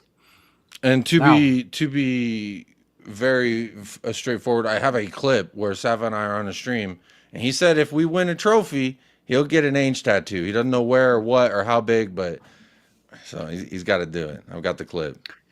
So now, Jacob, we've got you all to ourselves now, so we can go back to the game. I've got about 10 minutes. My wife just gave me the 10-minute warning. So hopefully we'll get a couple of questions to you, and then I want you to ask us a question as well before you go. Okay. So let's do it. So answer this one for us if you can. Ange has had nearly 2 seasons. What specifically has improved under him? What specifically has improved under Ange? I would say our ability in cup competitions. I look at Carabao Cup. We lost in the first round versus, well, I mean, it was good competition in Fulham last year, and we made it 1 match away from a final. So I'll give you that, man. Yeah. To me, which is the last I mean, isn't that the closest we've been to a final since Jose? Yeah. So, I mean, domestic cup, I mean, I guess you could argue FA Cup, not really an improvement in that sense. European Cups under Jose, under Conte. Well, I guess Conte's wasn't really his fault because of the COVID thing, but that's another area in which I would say we've done better. But at this junction, I don't really have a lot of hope. I'll be honest. Playing Frankfurt, Etikiki, whatever his name, Etitits boy, he looked good, and they just got rid of Marmouche, and they haven't really missed a beat as far as their front line. So, and we've shown to allow an abundance of opportunities for any old striker or Erling Haaland. Really doesn't matter. You're going to get a boatload of chances. It's just a matter of if they take it or not. So I don't really have a lot of confidence in the team as well going into these away fixtures. I think that's another area that has not improved. But that's been a mentality issue since before he's been here, since before Conte got here, since before the mentality issue has been, it's like the mold within the walls. These players just rest on their laurels. And I think that, people get so caught up in like, oh, you're just blaming the players and not Ange, or you're just blaming Ange and not the players. And it's like, I think two things could be correct at the same time, as in these players failed and the tactics didn't necessarily help them throughout the 90. And, there was a lot of things that Jed Spence said in his interview that kind of give you a little peek under the curtain, if you will. And I always like hearing these little tidbits. So there was a few different things that he said. One was that he enjoys playing in this style, that he thinks the boys like playing in this style because it is so aggressive. But then he also says that there's no clear leaders in this group later on in the interview. That is a problem. And that is on the manager to establish a leadership group. When Ange first appointed James Madison, who hadn't even kicked a ball for us yet, into that leadership group, I was like, this kind of feels like that thing that got all the other managers killed off here, which was that group of Winks, Doherty, Kane, and the little golf group, the leadership group with Hugo Lloris. They got Potsack. It's always something comes out. The training is too hard. The training's not hard enough. The training's too rudimentary. And, Jed Spence did say with Conte, it's like every training session was exactly the same every time. It was very monotonous. Whereas with Ange, it's like they're working on different stuff in training. So, and that's straight from the horse's mouth. And, I take that with a larger grain of salt than I would. I guess the saying would mean that I take it with a smaller grain of salt than, when I say, oh, they hate his tactics or they hate his training. And I just don't necessarily believe it until I see it. You know what I mean? It's like you could hear that your homeboy pulled a 10, but until I see my homeboy with the 10, I don't really believe it. And, I see it a few different ways. So would you say there's very little, Jacob, that's improved? Would you say there's very little? It's minor improvements here and there. I would say, if anything, this tenure has shown me that the club is willing to move in a different manner, which is something, again, that I've asked for. I asked for us to not do what we've been doing. And it's almost like you get a manager in, and then now the results are almost forcing you into doing what you've been doing, which is 18-month cycle, rinse, repeat as soon as it gets tough, not really sticking with one identity. And that's something that Savva said, and that's something that I agree with. I would love to see an identity. Unfortunately, our identity right now is very open. If you're a left winger, you're licking your chops when you're playing Tottenham Hotspur. If you're a forward, you're licking your chops. If you're an attacking midfielder, you're licking your chops. Even if you're a bombing forward fullback, you're licking your chops, because we are going to allow opportunities. And again, I think that is just an aspect of this style of gameplay. Now, I'm not a coach, so I would never say this is the style of gameplay that we should go with. So when a manager like Jose comes in with a style that's completely different from a manager coming in like Ange Postecoglou, I'm not going to sit here on any platform and be like, oh, if Jose or Ange would have just listened to me, because quite frankly, they've both got resumes to blow me out the water, and I'm going to say 98% of YouTube out of the water as well. I think that's a pretty fair jump to say. And to me, that carries some weight. It's kind of like when Ange said in the press conference, like, I'm not going to go to a car mechanic because I got a leaky pipe under my sink. I'm going to call the plumber. You know what I mean? And so I delegate to that. But there's clearly, what I've learned is that there needs to be some form of adaptability week in, week out to whatever system you got. I saw Jose adapt minor adjustments, but then he realized deficiencies in certain players or areas. And he do it, Jacob. Mentality. Can Ange do it? This is the worry, isn't it? Can Ange do it? Has he? He has in instances. Not enough. But like we were saying, enough. He hasn't. It's like you got the town drunk to not drink for a day, but the next day he found some booze again. And to me, I try to understand, like, why the human like, why is Ange, right? This old man who, again, when you've been beating a drum a certain way for 30 years, then all of a sudden they're like, no, try it holding the stick a little different. He's like, no. But then they want him to play a different song, and he's trying it, and it's like, oh, well, the stick kind of got in my hand that way, and now I played the tune that everyone wanted to hear. However, it's like, if we're going to continue playing the style of music, you've got to hold the stick different on occasion, and you've got to be willing to do that. Now, again, how much you do it, to what level and degree, I'm not qualified enough to say. I would trust someone like Ange, or even, I hate to say it, Ryan Mason, because he is a guy who does have his coaching badges, etc. So, I see it, and like, I don't know better, but I know what I've seen ain't been working. So something's got to get tweaked. Something's got to get. It's like, how long until you say this roof is leaking? I mean, we've gone through how many days of rain and there's leaks coming through the roof. At some point, you got to say, we got to just fix it. And this is why I've always said, and I think, Dan, when we talked weeks ago about it, was like, I get why people are Ange out. I get why people are Ange in. I see both ends of it. I'm just at a point where this was our fourth option. If that's being generous, this was our fourth option at manager. And did I ever think our fourth option at manager was going to come in and make us look like Real Madrid in a UCL final? I didn't think that. I had very low expectations. When the expectations are very low, how can I be very disappointed when things are, well, a little bit lower than I thought as far as the Premier League is concerned? But like I said in the answering of the first part of that question, the things that have improved, I've enjoyed, but I'm not really enjoying Europa right now. Just because I don't like the way our team looks away from home.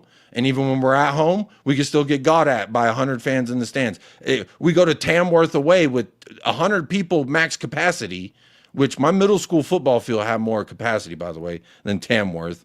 And 10 fans outside the grounds, enough to rattle our players to where we look like shit for 120 minutes. That's crazy.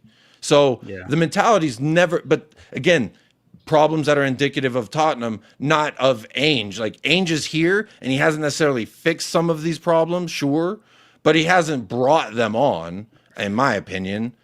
Jacob, for me, what I hear from you is that the bigger problem is Levy, and it doesn't matter who's in charge. It's not just Levy, though. Feeling. It's Lange. It's before him. It was Kitchen and Hitchin, and like even Paratici working with one arm cuffed, and he's in the bathroom of a damn courtroom. He's like, hey, give me Kulusevski from Juve. It's like, we've always operated so weird. It's not. Yes, obviously, for me, when you look at the blaming of anything, you always go to the head of the household. If my neighbor, if their kids are shitting on my front door, I'm not going to go to the kid and be like, you little bitch, and start smacking him around. I mean, it depends how big he is. I might have to, but I'm going to the guy who's responsible for him even being out in the first place. So that's my whole gripe has been like, if you're this adamant about Ange, but you're still paying money to go to the games, like, how can you're funding the problem. You're buying the booze for the guy we're trying to get to stop drinking the booze, essentially. And I just see it in a sense, like, I've been buying from DHgate for years, and it's more of an economical decision than a fuck Levy situation. It's Jacob, I just want to say hello to Alex. Just want to introduce. Hello, Alex. Thanks for joining us, buddy, tonight. Alex. And we've got some questions for you shortly. Just want to finish off with Jacob and give him his time to answer the question. Jacob, do you have time for one more question, or do you want to ask us a question? Because I know you said you got to shoot. I'll answer another question. I can't think of a good question. You want another question? Yeah. Okay. I wanted to come on to say something, actually, to Jacob, to be honest with you. Say hello? Well, yeah, I've got to be honest.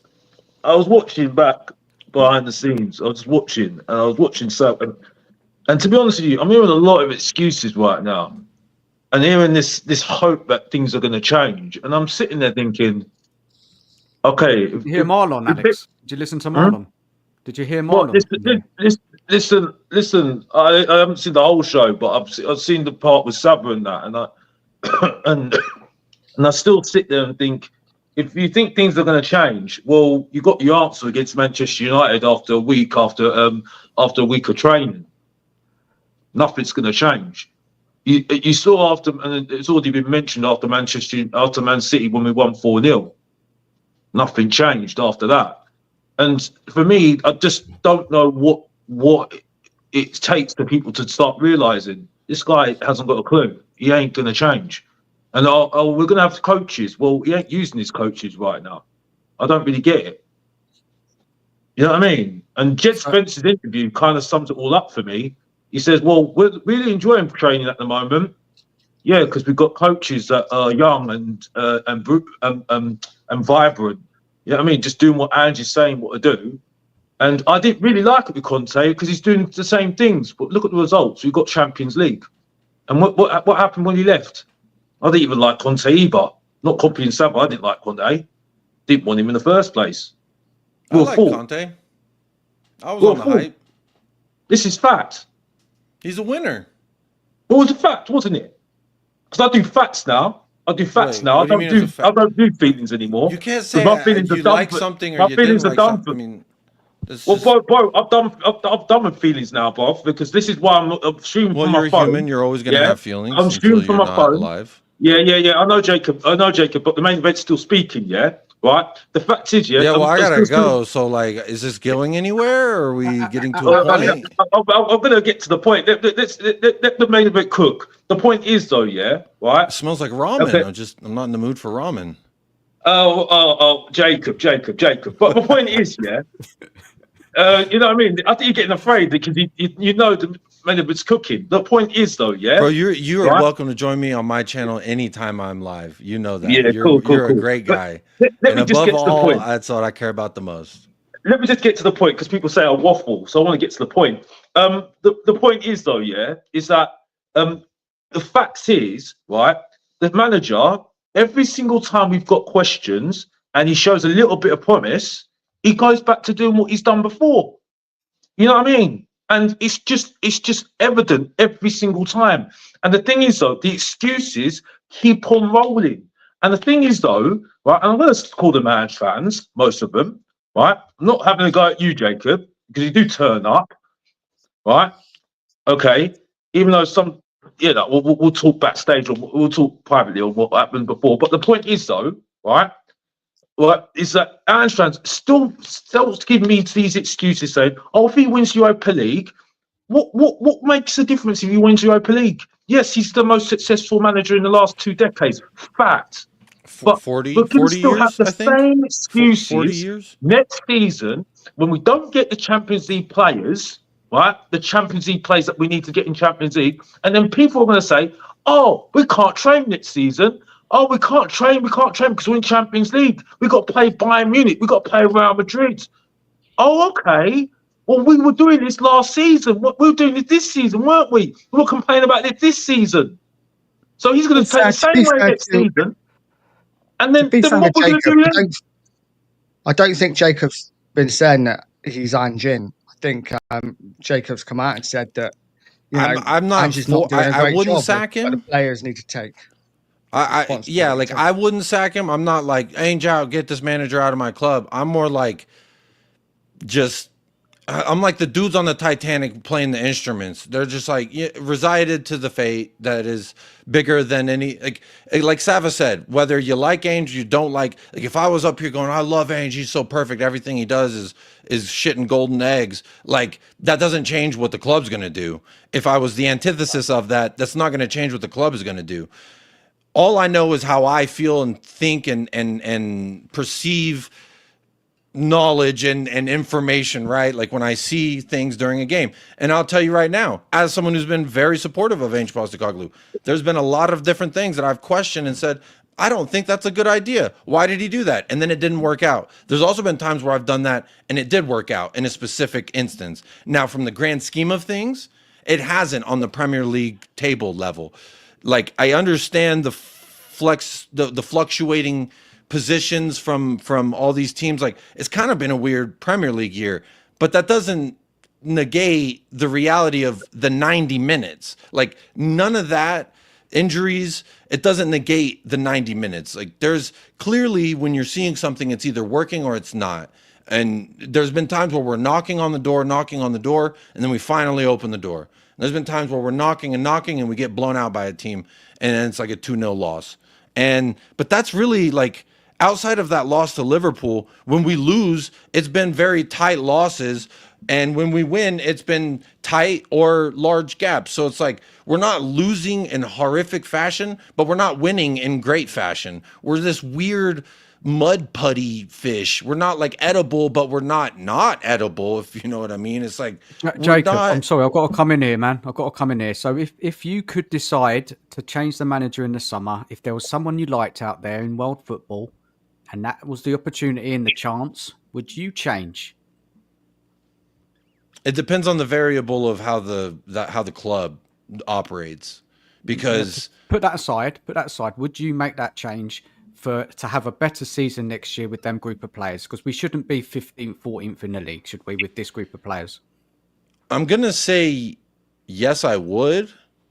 And I've always said if this continues in this manner in the Premier League, as far as that's concerned, that I'm fine if we want to change in the summer. I didn't see what doing it in the middle of the year would do for anybody, because then if we felt like where I was at was Jed Spence saved Ange Postecoglou's job versus Coventry. Because if we would have gotten bounced out that competition, in 88 minutes of it, we were looking pretty damn likely we were going to. But then Jed Spence came on and saved his job. You know, hey, you get to live another day. It's kind of riding by the seat of your pants, if that saying makes sense to anyone in the United Kingdom. To back up Jacob, though, to back up Jacob, and what Savva said, and I think a few people said, I don't think he's leaving either. I've got no inkling he's going to leave either. I think they're only saying. I think if he wins Europa, he'd walk out on us. I could feel that. Well, I mean, that would put my prediction to the floor then, because I put on Mr. Box Office TV. I'll say he's leaving, he's walking at the end of the season. So then I'm Mr. Meg then, am I? You know what I mean? I'm a fortune teller then, isn't it? Obviously, but the point I'm making you're only is, dealing facts, like you said, you know. Exactly, but the point I'm making is, right, is that for me at the moment, I don't think they've got a replacement for him at the moment. I think that's poor. This is the contingency plan, because then we start flirting with torches, and now we're like, we don't know. I wouldn't do it if it's bringing Poch in, which he's not going to leave USA.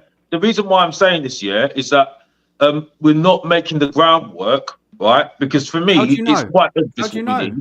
How do you know, Alex? Well, at the moment, they would have sacked him by now, mate. You know what I mean? They would have sacked him by now. You know, I had somebody in already, because for me, he's not showing that he's learning from his mistakes. That's where I know this is just not. He ain't gonna do it, and I think it's making it even worse. If he wins the Europa League, he's got a chance to win Europa League. You know what I mean? So I've looked at Frankfurt. Yeah, they look good, but they're up and down in that German league. Right, looking at highlights, they do let in goals. I just don't like us going there on the second leg. That's the where I'm like, even if we're up 2-3-0, I don't feel good going to Germany. Where there are crazy bastards in the crowd. Jacob, I absolutely agree. You know what I mean? But like we have, you know, that we've seen stranger things in football. You know what I mean? Yeah. And it could be for so what that the fact that he wins in his second season as well, it could happen. You know what I mean? Even we're still in the chance, you know what I mean? Because we haven't got Champions League teams in that competition. You know what I mean? I'm not saying that we're any good. I'm just saying. I do got to jump. I do got to jump, but I will sign off with this. Here's a couple positives that I've taken personally from this season. The Jed Spence redemption arc has been beautiful to watch. As someone who every summer is like, maybe this year's going to be different for Jed Spence. I've been saying that for 3 summers, and I finally, you know what, 33%.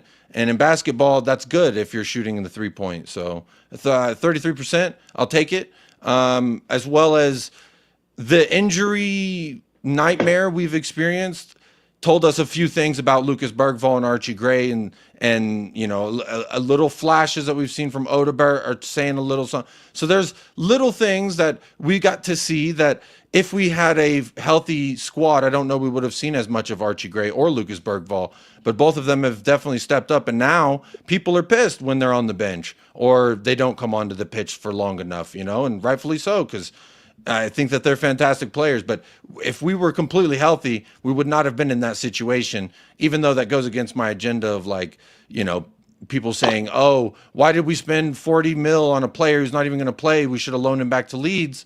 I say, well, look at him now. He's played about 5 different positions, and, you know, he's decent at a few of them. So Who knows what the future lies for him and for all these other players, or even for Tottenham Hotspur or Ange Postecoglou. But what I do know is I miss my beautiful girl. My beautiful girl, Tottenham Hotspur. As much as she break my heart any given Sunday or Saturday or sometimes Thursday, which might be coming up, because the Chelsea match, we don't ever do well there. But hey, when your back's against the wall, hungry dog gonna have to fight. And we're gonna find out how hungry we are with the remaining matches and with Europe. So let's see. Jacob, thanks for jumping on, buddy. Thank Big you. up. Make sure y'all hit the like and subscribe. What are y'all doing? If you ain't done that, you're a bozo. Take care of yourself. Bye-bye. Cheers. Okay, now, Alex, so you've been watching tonight, and it sounds like something's riling you up. I don't know who it is or what is it? What is getting to you, man? No, I just came on to say what I needed to say because I wasn't even going to come on to anything at the moment. I'm all focused on Can we ask you a question? Can we ask you a question? Yeah, go on. Okay, let me get a question up for you, yeah? Because this is what we're doing tonight. We're asking questions. We're questioning things, trying to make sense of it all, yeah? I still don't think he's going at the end of the season. I think people are on the right money, on the right track there, saying that he ain't leaving at the end of the season. I don't think he's leaving. I don't believe it. I can't believe it. If we're 15th in the league and we lose another 5 or 6 games, there's no way he can survive. No way. Well, the thing is though, we would have made some tracks to try and look at some managers at the moment. Yeah, but they might be doing that, Alex. We don't know what's going on behind the scenes. You believe right now that Scott Munn or Johan Lang the whole thing needs looking at. The recruitment team, the whole thing needs a massive review. But how many times have you heard that, Dan? How many times have you heard that, Dan? How long has Lange been here now? Is this his first full season as in charge of the recruitment or second? It was the last season, our second season, isn't it? I think. When did he come in? When did Lange come in, guys? No, I think it was 2 years ago. Yeah. I mean, the thing is, though, the thing that's concerning me at the moment is that the guy that Levy really gets on with, Pragmatism, he's just said, well, I don't fancy this anymore. He's gone. I don't fancy this anymore. Don't fancy this anymore. And I think he saw enough while he was here, to be honest with you. So for me, I think to me, like you, I've had to have some humble pie on him because, well, to be honest, it's because hindsight's a beautiful thing being a Tottenham fan, like they said. Because when I was criticising Pragmatism, maybe I was having to think about Paul Mitchell, maybe. You know what I mean? Maybe a David Pleat. We've had better. You know what I mean? But for me, like this guy, he put the structure in place and everything else. Just a lot of things really. Lange might get sacked. He might get sacked in the summer. You don't know. You don't know. Well, you don't know what's going to happen. At the moment, like I said, Dan. Yeah, the disappointment for me is with Tottenham at the moment is that why is it teams like Southampton are able to find Pochettino, do research in Spain and find this guy from Pochettino from nowhere, right, and bring him in and has done what he did at Tottenham? Why is it teams like Bournemouth are able to find Areola from nowhere, right, do research on him, bring him in, and then he looks like the coach that we were missing since Poch? And they've got the resources they've got, and we've got the resources we've got. We can do that as well. We can. But they've got to get their act together. But Dan, we don't do that. We don't do that. Otherwise, it's just going to be another failure. It's going to be another failure next season. If they don't get their act together, there's going to be chaos. They can't continue with this. Ange is not the right man, in my opinion. Lange is not good enough. Yeah, there's so much wrong with this club. We need to break the wage structure. There's so many things. And these protests are so important to get the message across to the board that they need to take what goes on the pitch seriously. And that's where we've got to put energy into. Huh? But Dan, it's not even just that, man. It's go on, Nige. Go on, Nige. No. Say, Alex is right. Tottenham do not take risks on unheard of managers. They let other teams do it, and then we pick them off. And as a fan base, would we be happy if we brought in a manager from the second division from Spain? We'd probably all go nuts, wouldn't we? Oh, he's not good enough. So it's a catch-22 for Spurs. But there are coaches out there like Poch, right? Yeah. That are good coaches, right? That are unknown, right? and we could bring those in, and they could do a job. And the thing that would be good about it is that no one would have any expectation on that manager. You know what I mean? I think the only thing with Ange at the moment, I think, is because there's this whole thing about attack, attack football, which I don't enjoy, right? Because I don't watch Tottenham anymore. I don't. It's not my main thing to do these days, right?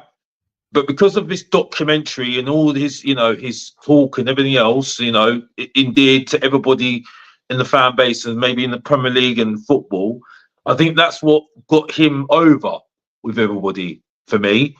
Other than that, I looked around it and thought, I mean, it was more to do with the, who I'm talking about, sticking with the manager. But now looking back now, even though I couldn't get on board with the manager because I didn't see, I still have problems with it, and I still was not seeing the togetherness. Even though right now you can see that they're backing the manager, there was things that I was still getting concerned about the coaching, because I didn't think anybody's improved. I still don't think anybody's improved. Let's be honest here. And from watch of Spence, it wasn't Ange that improved in, obviously, which I was right about anyway in the first place.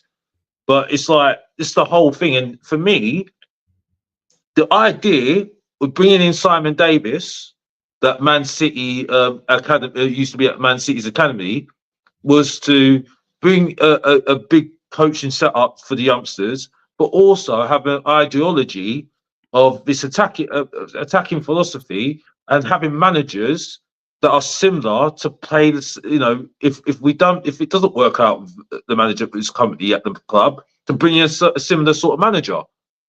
And look, Alex, let's look at this question here. Let's look at this question. Magic Madison, right? Evening to you. Yeah, thank you for your comment. Right. Is any top manager going to work with these players that he's written here?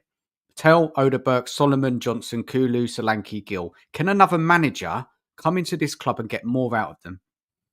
Well, if they can work to their strengths, possibly, yes.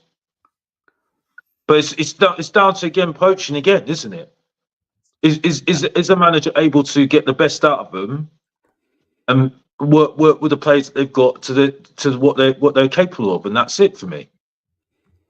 I mean, it's not a case of actually going out and being, winning leagues now. Really, for me, it's just really getting to a stage where we can get to a certain level, and then if we have to move on that coaching because he wants to move on to trying to be at a bigger club, you've got somebody else in, like Brighton have done, bring in another coach to bring in the project even further. That's the main thing at the moment. And that's what we have to hope for. But that comes down to good research on a coach, like Brighton have done, with Graham Potter one, then bringing in De Zerbi, then Husler. You know what I mean? I mean, look at Newcastle, for instance, with Eddie Howe. I'd love that all day long. All day long. You know what I mean? And no one was going for Eddie Howe. No one wanted Eddie Howe. He's fantastic, isn't he? He's a fantastic manager. And the thing is, though, the thing that I loved about, I think the thing that's great about Eddie Howe, he learnt his mistakes at Bournemouth. Yeah. Taking a year out, gone to other clubs to learn from top managers, and he's grown. He's grown as a coach. And he's still got that coaching ability. He still has the coaching staff he's got as well, which is one of the things that Ange hasn't got, is coaching staff. He doesn't have the same coaching staff that he has in different clubs like Celtic, because he didn't bring his assistants, and that was a big thing, not bringing his assistant, right? And it's just quite simple, really. And for me, it's just. I just think we need somebody who's. I mean, there are coaches out there, Dan. Alex, going back to Newcastle. Sorry, Alex, going back to Newcastle. Their recruitment is better. Look at their midfield. Look what they've created in that midfield, Newcastle. Guimaraes. I think the worst thing with Newcastle at the moment,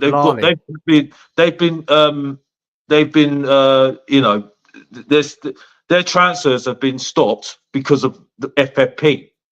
Yeah, they've had to be creative. they've had to be creative in the transfer market, and they've got to what they got to. And they've got a bit of a small squad, but they've used the best of what they've made the best out of the squad that they've got. I think last year, with the struggles that they had last year, they got stronger as a squad. Yeah. Stronger Do you as think a the team. recruitment's better, Alex? Do you think their Yeah, recruitment's 100%. And I think 100% is better than us. But the main thing is Eddie Howe. Yeah. You So it's don't both. see him It's both. complaining. You don't see him complaining. You know what I mean? You do not see him complaining with everything. The constraints that they've been given with FFP. You know, he's had to sell players. He's still been able to adapt and adapt to the players he's got, right? And yeah, sometimes he has bad results sometimes, but he never makes excuses. And everything that happened against Liverpool showing you what a good coach he was. He was very smart. And do you think Ange could do that? No. I don't even think Poch could do that. Because he hasn't shown it right now, hasn't he? What? Poch? What do you mean can't do what? No, I don't think Poch could do what Eddie Howe did against Liverpool in that Carabao Cup final. Oh, well, there's no evidence of it. There's no evidence of it. There's no evidence of it. You're right. You're right. There's no evidence. He's done an amazing job there coaching that game to win that final. What a performance from a manager perspective. Clever. Fantastic. Clever. They're not a better team than Liverpool, but he got the tactics spot on and he won the trophy. After 70 years. Well, sorry, Nige? Played them a couple of weeks before and tweaked the tactics, played slightly differently and played in Liverpool's hands. Liverpool thought they were going to play a certain way and he changed it totally for the final. Fantastic. You know, he's doing fantastic, Eddie Howe. And if they keep giving him the investment, if they keep bringing in players each season, then they could go for it. They could really could. There's the base there. Now they've won something. Now they can build on something. The thing is, this season for Newcastle, they haven't had Europe, so that's helped them. Because when they were in there last season, they struggled. I don't think that's really because I think for me they will still take Europe. But regardless whether it's helped them or not, I think most of the Newcastle would want Europe regardless. You know what I mean? I think this whole thing about small squad, Alex. You said they got a small squad. Yeah, they've got a small squad, yes. But I think the main thing I'm saying at the moment is that I don't like this whole thing about we ain't got Europe. For me, right, we had the advantage of not having Europe last year. We went out of every competition very early last year. Yeah. Right? So where's our excuse? Right? And we weren't, towards the end it was very close to get into that fifth place. For me, I think Newcastle have shown us that they've used the best, they've made the best out of the squad that they've got, used the time they've got to make adapt to the players they've got as well, and they've achieved what they've achieved, and they've deserved everything they've got this season. Now we'll see what happens afterwards, because obviously there could be now they've got the trophy. You need to see how they play to the rest of the season now, because the season's not over yet for them. Still, they still can achieve some more. With top 5 and getting into Europe or Europa League or Champions League, whatever. You know what I mean? Because they want to finish well. They want to finish well towards the end. They don't want to just finish with a bluffer. But just because they've got no Europe, I don't like this whole thing about Europe. If you want to be a top team, you've got to cope with Europe. You do. You've got to cope with Europe, and it's not none of this thing of we ain't got Europe and all that. Firstly, Bournemouth, right, are not a big team, right? No one expected us to be below Bournemouth. How many points away from them? So I don't want to hear the excuses saying, they ain't got Europe. Well, they're making the most of what they've got. No excuse. I agree.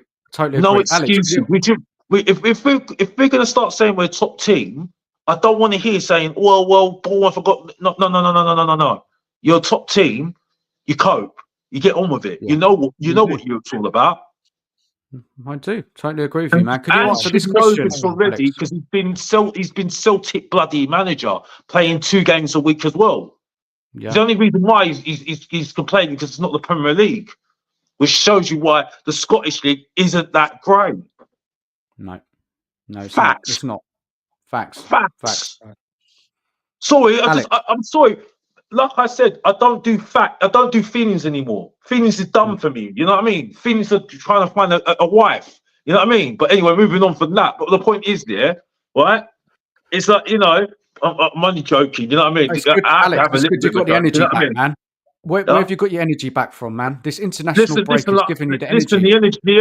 The energy's me benching every single week going to the gym, bro. That's what's going on. You know what I mean? No, but the energy's like, out. You know, sorting out Mr. Alex's life. You know what I mean? Because he's a loser still. You know what I mean? Yeah, you have to talk some sense into him. You know, sometimes Mr. Box Office has to talk some sense into him. You know? Yeah, I'm trying to play character. Yeah, cool. You know what I mean? Sometimes you have to have some fun with it. You know what I mean? You know, that's what they call me, a madman. A madman.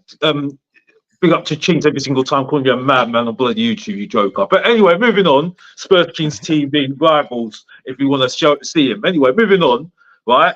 Asmata, the best thing on YouTube, and Marlon, the most underrated. Yeah, tonight at 10, by the way. But anyway, moving on. I'll give them the money. They should be paid me later, you know what I mean? But anyway, moving on. But, you know, for me, it's just like, yeah, I just don't need the excuses anymore, you know? And like I said, if we win Europa League this season, right, we're going to have the same scenario that we had this season, but in the Champions League, right? And I didn't hear the excuses from Aston Villa, you know, and who in the quarterfinals of the Champions League, by the way, right? And they're not complaining about their injuries. They ain't complaining about the, you know, they're just getting on with it.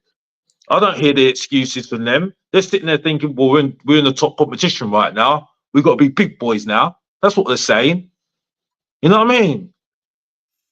I mean, I wish I could have the excuses in my life. You know what I mean? Like saying to myself, well, this idiot here is stopping me from doing what I need to do to get money to sort my life out. You know what I mean? To get food on the table for me, to make sure I'm not homeless. I wish I could make the excuses. You know what I mean? But then if I'm excuses, if I'm not hustling, if I'm not, hustle, because that's what we have to do now in life is hustle. You know what I mean? I wonder where I'll be in life if I made excuses. You know, I don't know where this excuses is right now. You know what I mean? But in football, we can make so many excuses for people. Where's the world coming to? You know what I mean? You know what I mean? But anyway, sorry if that's me unleashing. Sorry, back to you, Nige. Anyway, moving on. Back to you. I got a question. I got a question for you. So you want Ange Out, yeah?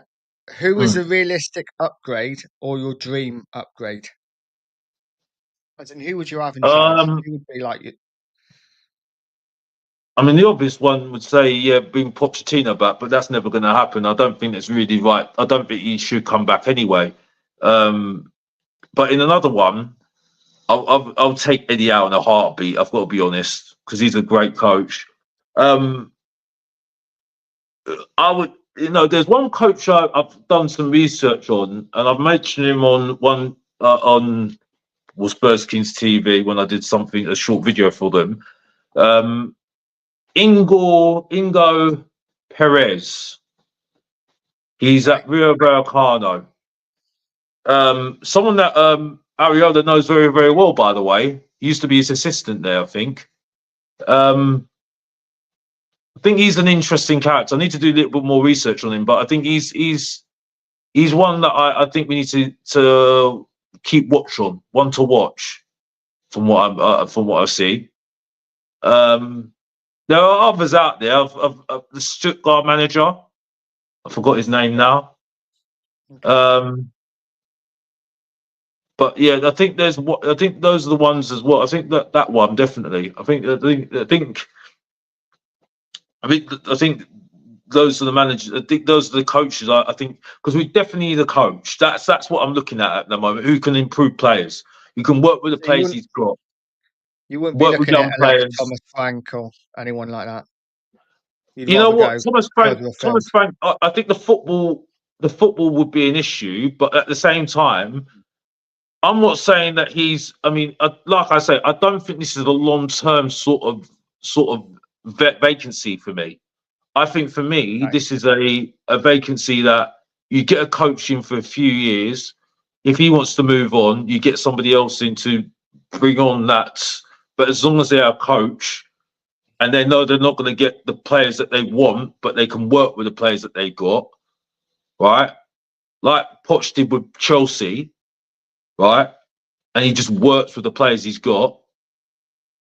I'm not fussed with that, for me, because I think that's the best thing for what we, our ownership, the structure that we work under. I don't think it's worth it having someone who's a manager, because he always will need his players. You'd be quite happy to just have someone for another 18 months, 2 years, and then move them on again. Yeah, because I think that's what we're sort of club we are. That is a coach sort of thing. Like we're kind of that sort of what Europe do with their coaches. I think that's what we want to be. That's a structure we want to be at, for me. Because then the manager's never going to get what he wants. He's never going to get what he wants. We're never going to get the final package. So yeah. Final package being the final result of a player, by the way, not the other one. You know what I mean? Because I know people can have their imagination, but you get what I'm saying. But it's like the player that like what is it now? Like a Haaland, you know what I mean? The full, he's the final package, you know what I mean? That's there. Yeah. He's in his prime. I think we're gonna get that youth player that is got to be developed, and that needs developing. Like we've got with Alderbeer, who's raw, like Tell, who's raw. He needs somebody that's gonna, a coach that's going to be able to work with him, and then throughout that season you'll see that development, and he'll get better and better and better. You see what I'm saying? I think that's what he's going to have to work with the individuals he's got and try and make the best out of what he's got with the individual he's got, and then work them into a close-knit team. And with the individual development, hopefully they will flourish, and that's what will help us in good stead. You know what I mean? But I think we need that. That's what we need. I think that's what we've been missing for a very, very long time, for me. Very long time. Since Poch, unfortunately. I mean, I mentioned all the managers that I'd like to. I mean, I'm not going to repeat. Well, I do apologise to the people that have heard me before. Martin Yole, Harry Redknapp, and obviously Pochettino. You know what I mean? Alex, do you have a question for me and Nige? Well, not really. No disrespect, guys. I was here to just say what I need to say, and that's it. You know what I mean? Okay, I've got one more for you. Then. One more for you. Yeah, one more for you. One more for you. Okay, let's ask it to you. Okay, so we've asked this throughout the show tonight. Right. If Spurs brought in a new coach for quality additions, what is the ceiling for this team? Europe. 100%. Just that's it. Europa League, it's got to be a minimum, isn't it? Really, that should be an aim for Tottenham, and then hopefully get a domestic trophy possibly. But I think it's more we need to be in that top 6. We can't be anywhere lower than 8th or. I think for us we should be in that. That should be in that Europe conversation for me. In the top half, I think we that should be a minimum for me. Yeah, we're not going to get if sometimes you can have the odd time where you can get into Champions League, and we have been close in previous seasons, haven't we? But but I think for me, like I said, we're never going to be able to get the top players to get us over that line to challenge for trophy, big honours. So you've got to look down the pecking order a little bit now, and really you're in that group of teams that can compete for the top European places. So you might end up getting a Champions League maybe place if you're lucky. But I think Europa League it's got to be a minimum, I would say. even if you can get a Conference League, that should be at least a minimum for me. You We know, want progression. Well, you want to see things getting better on the pitch, performances improve, consistency. yeah, 100%. But unfortunately, over the last how many games now, we haven't seen that, and it's been the same. And he's had a week to prepare for games, and he's gone back to what he used to do. So this is where I know things are not going to change. If he would have changed, it would have changed after that long break that we had to Manchester United, the long break that he had to Alkmaar. We went back to what we were doing before, didn't learn from that. And then after Man City, after 1-4-0, we went back to Ange ball again. So we're not learning, and it's not him. It's not him doing it. It's down to circumstance, because it's proven that it's not him, you know? So I've seen enough to know what I need to say. But in saying that, I don't see him leaving in the summer. I don't like that. I don't like that, Alex. It worries me. Really worries me. I can't deal with another season of this. I can't cope with it. I can't see anything what's going to improve. Well, Chaos. like I say, Dan, just do what Kuva and me do. Toys. Turn off these Spurs. Big up Kuva every It's single hard, time. man. It's hard to The turn off, funniest man. guy on YouTube, and he says it plain and clearly to me. He says it plain and clearly to me. He's had enough. He's not interested. What we're doing here, man. Imagine And coming on here next season talking about Ange, man. Oh my days. This season. Man, like I said, it sets you free, mate. Like this international break. I don't even know why people are saying that. Oh, they're missing Spurs. I'm saying, Rob, this is bliss. This international break has been bliss for me. It's been bliss. The only thing that's bad about international break, you have to put the TV on, right? And then you got England international. Oh, for goodness sake, please don't do this to me. Don't do this to me. But other than that, it's just more reason not to put the TV on. That's the thing, and just do what you need to do. You know what I mean? It's been bliss. Yeah. It's unfortunate that it's not in April, because if it was in April, I'd be in the sunshine. Like the Soko events, man. You know what I mean? But anyway, moving on from that. The weather Moving on better. from that. Moving on from that. You know what I mean? You don't need to go on that one. You know what I mean? You know. Fair enough, Alex. But go on. Any final thoughts? Anything you want to leave us with? Anything you want to say before you have to go, or you can stay on with us if you want, mate. It's fine. I'm fine. Yeah, I'll let you have your show back. You know what I mean? Because I don't want to take over too much. You know what I mean? Because you know what Mr. Box Office is like. You know what I mean? Haven't taken over, man. Appreciate you coming on. All good. But big up to Jacob for coming on. You know what I mean? He always turns up to have a debate. It's all good. Big up to Savva. Big up to everybody that just came on and stuff. And big up to you, Nige. And big up to you, Dan. And keep the lights going up, and that's it, you know.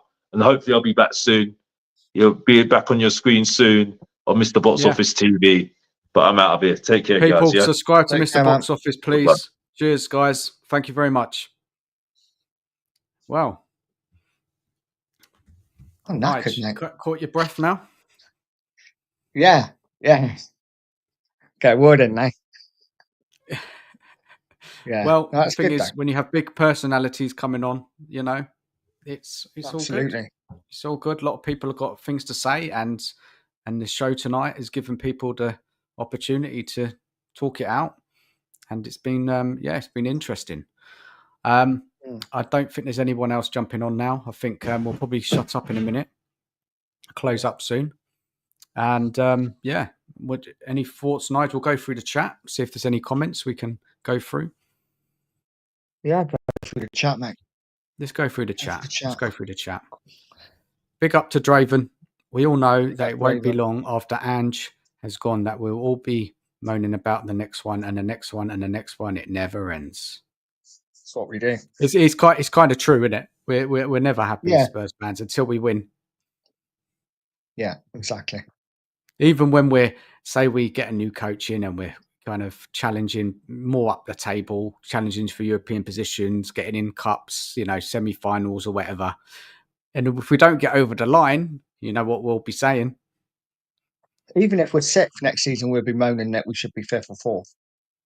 That's Yeah. what we do. It's fine. We just, but all fans do, Nigel. All fans moan. Exactly, This is it. This is what. Unless you're winning something, and Spurs ain't won nothing for so long. Right. It's we're really really frustrated. So look, all we can hope is for better times and for the club to get it right. But I don't trust them. I don't trust them one little bit. Yes, we can get a better coaching and improve this team, but there's a ceiling under Levy, isn't there? There's a ceiling of challenging for Europe and maybe win a cup. That's it. It's not good enough. Yeah. It's not good enough. Yeah. But it is what it is, isn't it? Unfortunately, and bring on the protests. Badger, moving on. YouTube should be paying Alex for advertising. Absolutely. Definitely, yeah. Daniel Levy wants to sign the England under-18 squad, and this is it. All we're linked to is more youngsters, isn't it? And I'm sick of it. It's boring. We've got enough of them. We need some winners coming in, leaders coming into this side. Be serious. Yeah. You'll be getting on a lot better if you didn't keep saying, you know what I mean, 100 times. The Bournemouth manager is the one for me. Areola. Many people like him. I'll take him. Yeah. Yeah, me too.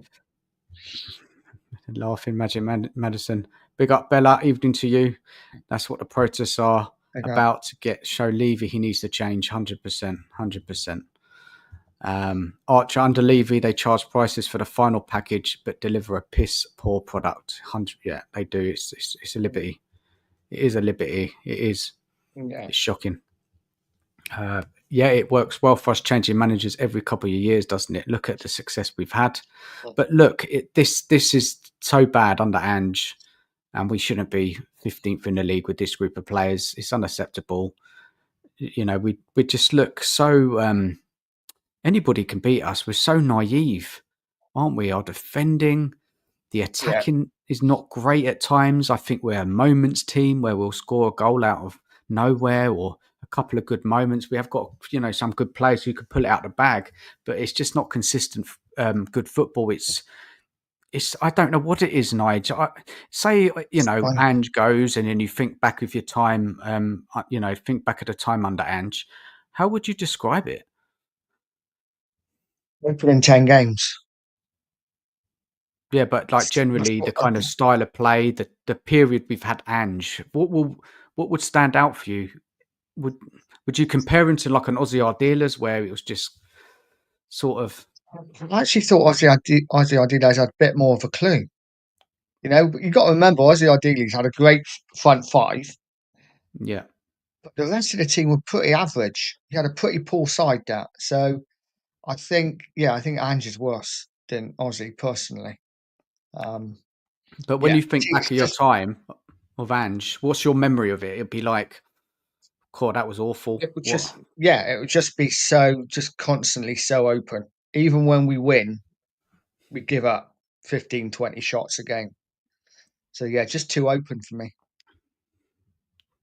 Too open. Yeah, that's it. That's it in a nutshell, right? Too open. Just having those two centre backs there, no cover, no defensive midfielder, full backs always too high or inverted. It's just a mess, isn't it? But Ange said it earlier in the season. He doesn't put anything into the defensive side.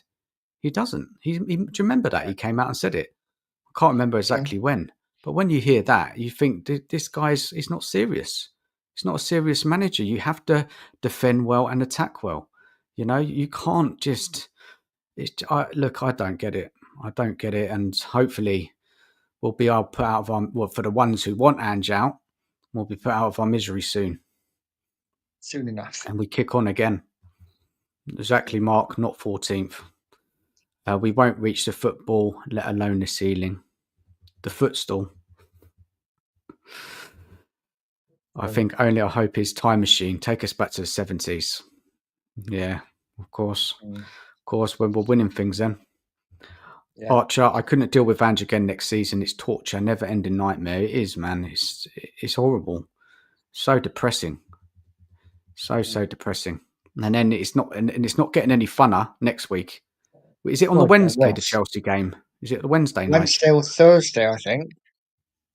Can't remember. I think I've heard it's Thursday, but it might be Wednesday. Either case, it's a game where It's going to be painful. I can't say I'm looking forward to it. Right. But look, we'll talk about that more next week on the show. If you're a Spurs supporter, you should be hardened to it after years and years of disappointment. Maybe hardened to it, but I don't accept it. I don't accept it anymore. I call it out. I will keep calling it out. You know what I mean? Yeah. More managers and players turned down an approach from Tottenham. Well, that's true. That's true, Anton. Yeah. Rich, evening to you, Rich. Dan can't wait for another season of Ange. Man, can you imagine? Can you imagine him giving another transfer window? I couldn't Starting take again. What's he going to say? Oh, it's cringy. So cringy. But his behaviour, Nige, do you know how he's reacting to fans and he should just walk away? All of that is enough to get sacked itself. Surely the club are looking at that and thinking, what? How can we have a manager conducting himself like that? Yeah, he's got to be. He's got to be on the way out. I know Alex was like, the club aren't doing anything. They've got to be working behind the scenes for another manager. They've got to be. Yeah, you only can hope. Do you know what I mean? Yeah. Thank God for that. No more. I know what you means.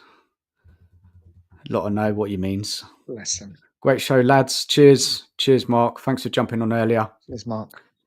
That Hotspur guy, big up to you, man. Listening at work on playback from beginning, showing support with thumbs up. Big up, Dan. Big up, Nige. Big up, Lubo and the historian. Big up to you, man. Hope you're good, man. Yeah, thanks for joining us. Hit the likes and subs. Cheers. Cheers, Mark. And Lisa, love the show tonight, guys. Love Alex, but I'm knackered now. After that, looking forward to my favourite Saturday night show with you guys. Yeah. Are you going to jump on with them, Lisa? Yeah, come on, Lisa. Come on. Come on, have a chat with the guys. Very disjointed. Draven, perhaps we should be happier losing under another manager. Bring back players like Danny Rose. Cool. Just a bit of passion back as well. Too many players hiding. Players look unmotivated under Ange, to be honest. Yeah. Big up, Matty. Evening to you. Hope you're well. Yeah, Matty. We're not going to be happy with me. I've only gone and bought a ticket for the Palace match. Only £29 senior citizen ticket, though. Not bad. Well, it's not bad, is it? But don't know what you're going to get served up. No. Butch is losing on purpose for USA. He's lost 2 games, hasn't he? Losing on purpose. Exactly. I don't think any manager wants to lose on purpose, even if it doesn't. You know what, Poch? It takes him a while to get his system across, doesn't it, to players? It does, yeah. No, they're probably going through that process. Archer, big up to you, man. Thank you for joining us tonight. Sign Justin Kluivert, 100%. Looks like a tidy player. Maybe if we sign Nuriola, he may bring him or try and get him. He's played really well, hasn't he, this season? Really come on. Entertaining show. You know what I mean. Cheers, Draven. And I might jump on Saturday if you'll have me. Yeah, guys will totally have you. 100%. Get involved with the banter. And Draven, typical Spurs supporter, thinking Danny Rose was a great player. But he was a good player for Spurs. Danny Rose under Poch. He was the best. Yeah, he was the best left back in the league. Right, let's wrap it up. People, please go and subscribe to Nige. Get your link in the chat. Had it up there earlier. I'll find it. But yeah, please go. And if you haven't, go and subscribe to Nige. If you haven't, let's get his subs up. Thank you for everybody who joined us tonight. All the guests. Nige, can you go through them? I'm tired now. So we had Lubo, brilliant first guest. Then we had Mark. My mind's gone blank. Mark, of course, the sheriff. Then we had, who else did we have? We had Savva and Mine's gone Jacob. blank. Jacob. Jacob. Did we have anyone in between, Savva? Marlon. Yes, we had Marlon. Marlon created a Marlon bit of chaos, didn't he, when dropped he the came mic, on? didn't he, and then left. Oh, Yeah. yeah, that was naughty. Yeah, and then of course Mr. Box Office as well. So thank you to everyone who joined. Really appreciate it. It was a good show. Yeah, it was good. It was good at the end, wasn't it? Especially when we had not really much to talk about with no games. You know, once people get going, cool, there is a lot to talk about because it's been a shit season. So look, lots going on. The future is uncertain with Spurs. We do not know what happens. As I said, we have to put a lot into the process on the 6th. Europa League coming up. What's going to happen? Who knows? It's a hell of a ride, and it's supporting Spurs, and it's never dull. It's never dull, but the football this season has been unacceptable. Big up, Daniel, as well. Thank you for joining us this evening. And why the hot seat? Well, why we called it the hot seat? Because we were having guests coming on just to ask them some questions. The show did lose its way a little bit, but you know, that was the theme, was to get people on, ask them a couple of questions about the season, and then wherever it took us, it took us. We're gonna have to get Draven on one day, I think. Yeah, Draven, you have to come on one day. Yeah. I didn't want to come on and unleash. Yeah. It doesn't take much, Mark. It doesn't take much at all to get going. Right, let's end it there, guys. Thank you, everyone, again for watching. Please like, share, and subscribe. We'll be back next Tuesday. We've got a really good lineup next Tuesday, so come down and join us 7:30. And look, take care. Have a good rest of the week. And I'll speak to you. Me and Nige will speak to you all soon. Take care of yourselves. Spurs.